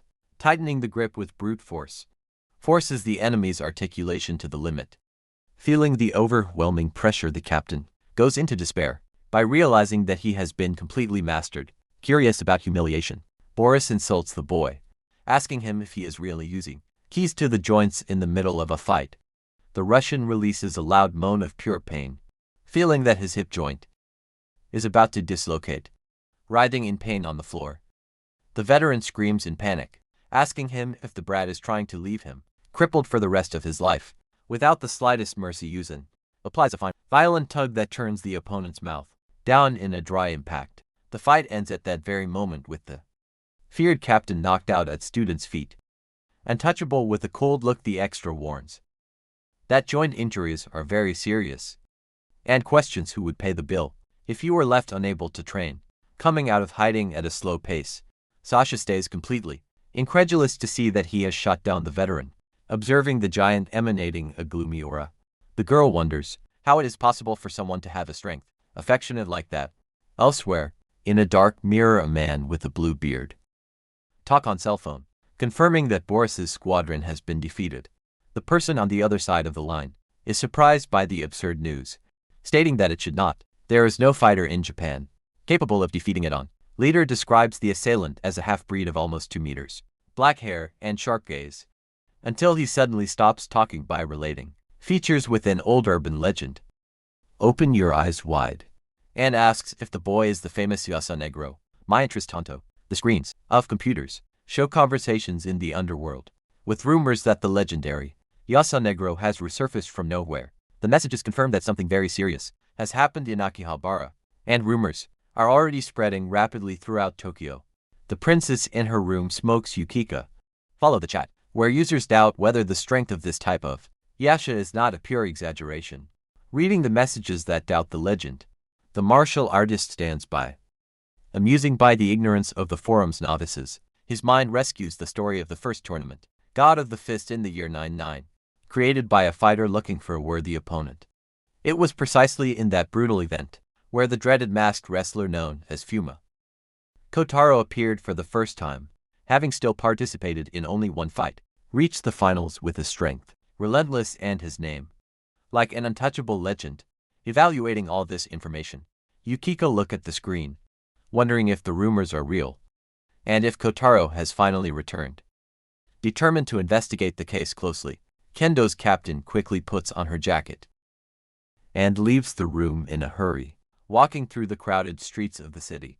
The girl reflects on the next steps in your search of the legendary fighter. Suddenly, the young woman stops in the middle of the sidewalk by recognizing something very familiar, and murmurs his father's name in surprise. Far away from there, the environment changes completely when a group of beautiful waitresses welcome them in a classic delicious cafe. The protagonist shudders with embarrassment, feeling his soul leaving his body, while Sasha smiles, animated by the colorful place. Tired, he covers his face with his hand, questioning the choice of hiding place, but the Russian assures him that visiting a mate coffee in Japan is law following the local game. The waitress guides them to a pink table, calling the big muscular guy affectionately master. Holding the menu, the student complains about the idea of playing the tourist in that otaku place, but she warns him that they will be safe for the next few hours. The guy looked at the menu full of nice pictures, feeling his sanity slip through his fingers, and asks him if you have any idea how many enemies you have gained. The protagonist wants to know why it is dangerous appear on the streets, and the girl casually replies that it is her fault of the electromagnetic pulse. Totally lost in the conversation, goes into shock while Sasha explains that the troops always use this resource to ing electronic devices. She reveals that the is actually a gigantic arms factory, making the big guy wonder why they want to her. Looking at his partner, The only reminds him, who is the daughter of someone very important, cutting the subject as the waitress approaches. The waitress arrives super animated, bringing the dishes, and introduces herself as the coffee star servant, leaving the big guy totally terrified. Thanking for the food, with a forced disappearance, the extra confesses to himself that this level of culture, otaku, is already a torture. Just as he takes the cutlery and starves to death, and prepares to eat, the feline waitress raises her hand asking for a moment. With an innocent smile, the girl warns that there is a very important ritual, what to do together before tasting the food. Regardless of despair, the employee joins her hands together, forming a heart at the height of his chest, and asks them if they are ready. Emanating adorable magic everywhere, casts the spell on food with such enthusiasm that the protagonist suffers from so much embarrassment.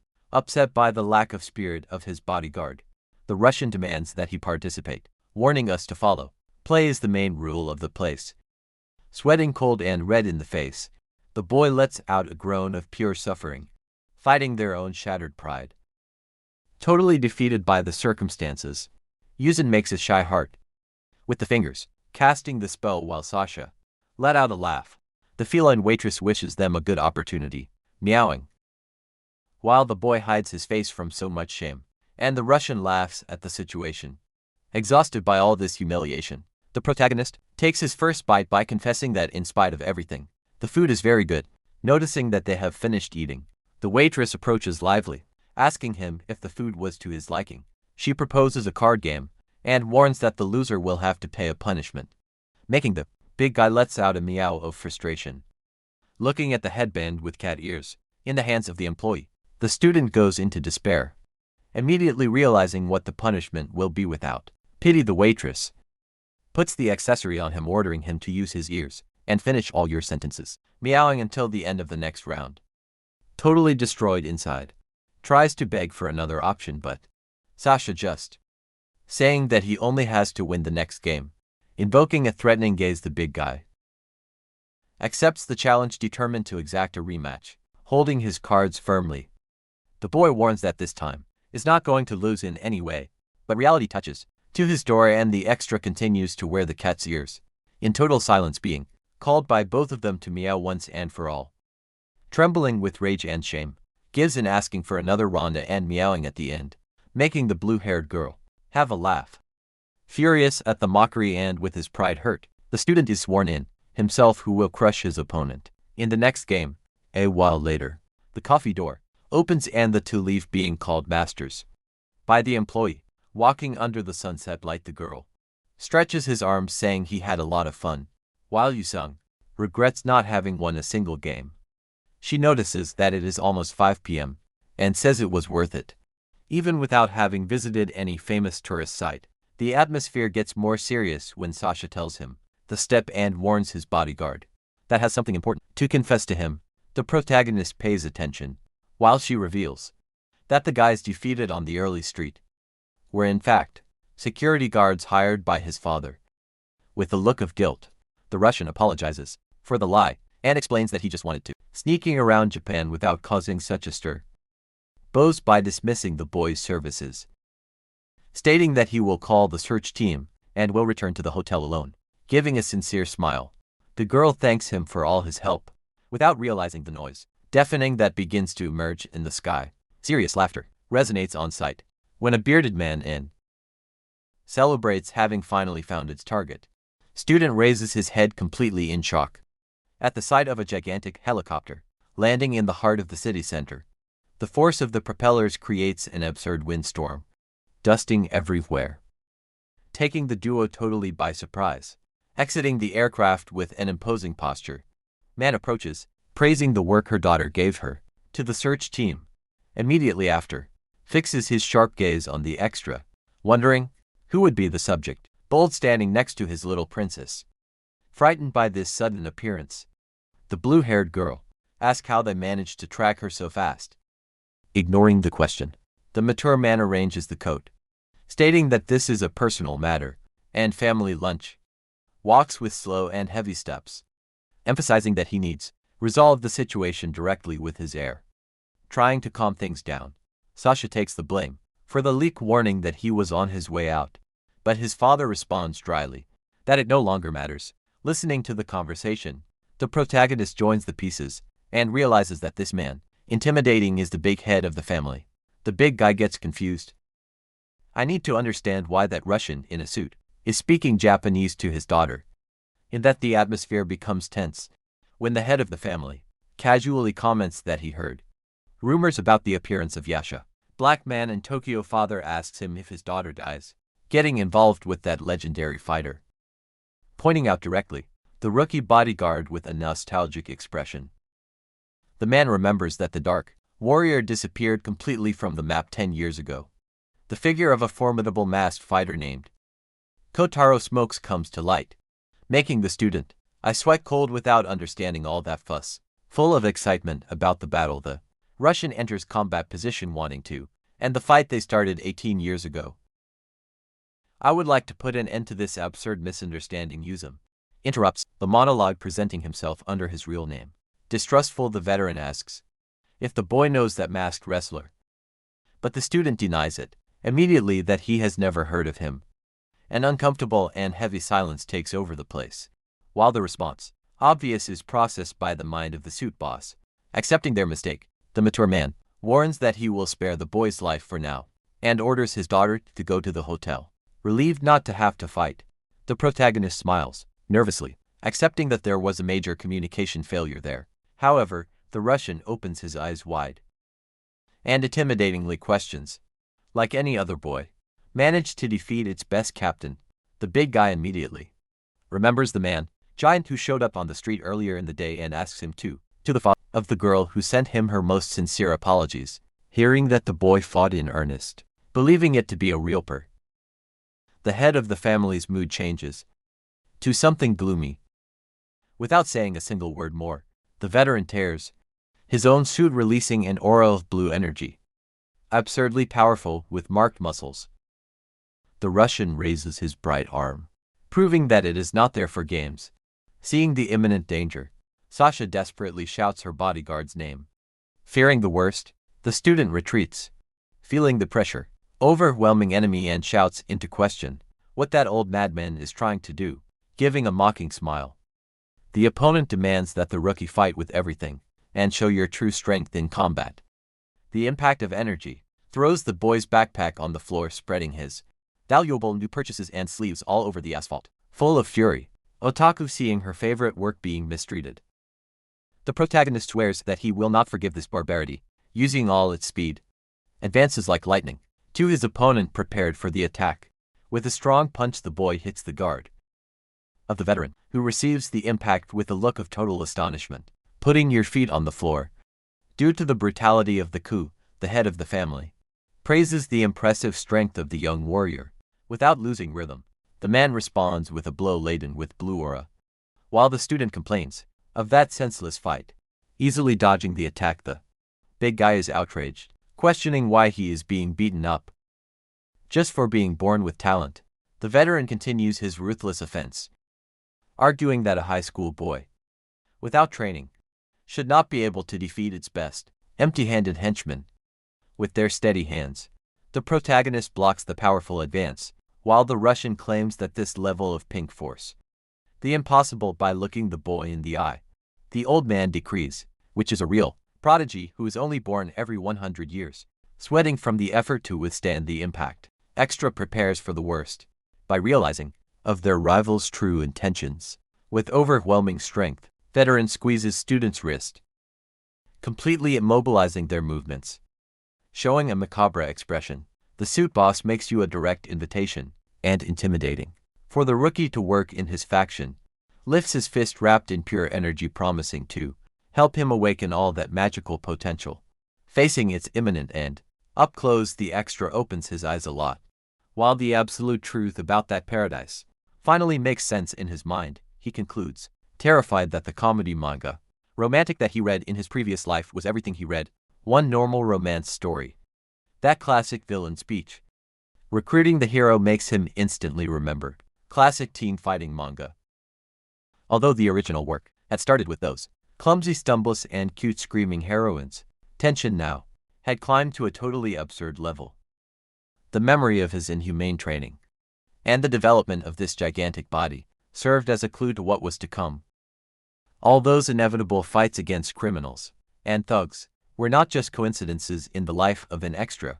That enormous force that seemed to being just a comic relief joke guided him directly to a disturbing conclusion. The protagonist deduces that the main story has completely changed course, abandoning romance to become in a real battle for survival. Sweating Cold confirms his own theory by recalling that the publisher responsible for the publication of this work is famous for its drastic decisions. In a magazine dominated by brutal fights and disputes, intense popularity, tried to maintain a pure romance for a long time, would be a real hero if the original author gave in to pressure. Editorial to avoid cancellation of the manga there will be resorted to introducing the famous tournaments and villains, super powerful, with the mind at 1000 per hour. The boy panics at all when he realizes that his attempt to lead a peaceful life has just been destroyed. Protagonist concludes, terrified that he does accept, will live surrounded by dangerous monsters like that guy, risking his own life all the time, even holding the boy's fist. The Russian asks him, "What is your answer to the proposal to become a student?" Sponsored by his company, trying to convince the rookie. The veteran promises to cover all his school expenses, home, university, car, and anything else he wants. And Ajam calls him Lord in a firm tone, remembering that if this is true, is a work focused on fights.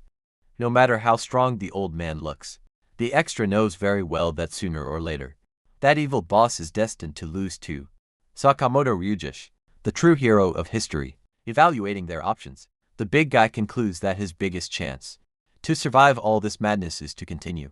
Ball to the blonde protagonist. The answer was yes.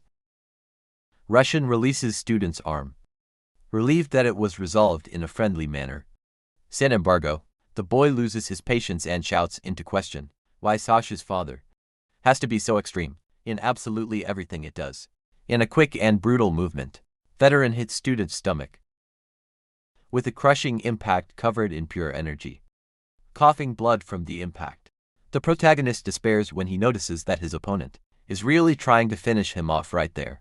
Mafia boss warns him that he tried to be soft for being the girl's father, but his smile complicated the situation quite a bit, reacting quickly to the ruthless attack.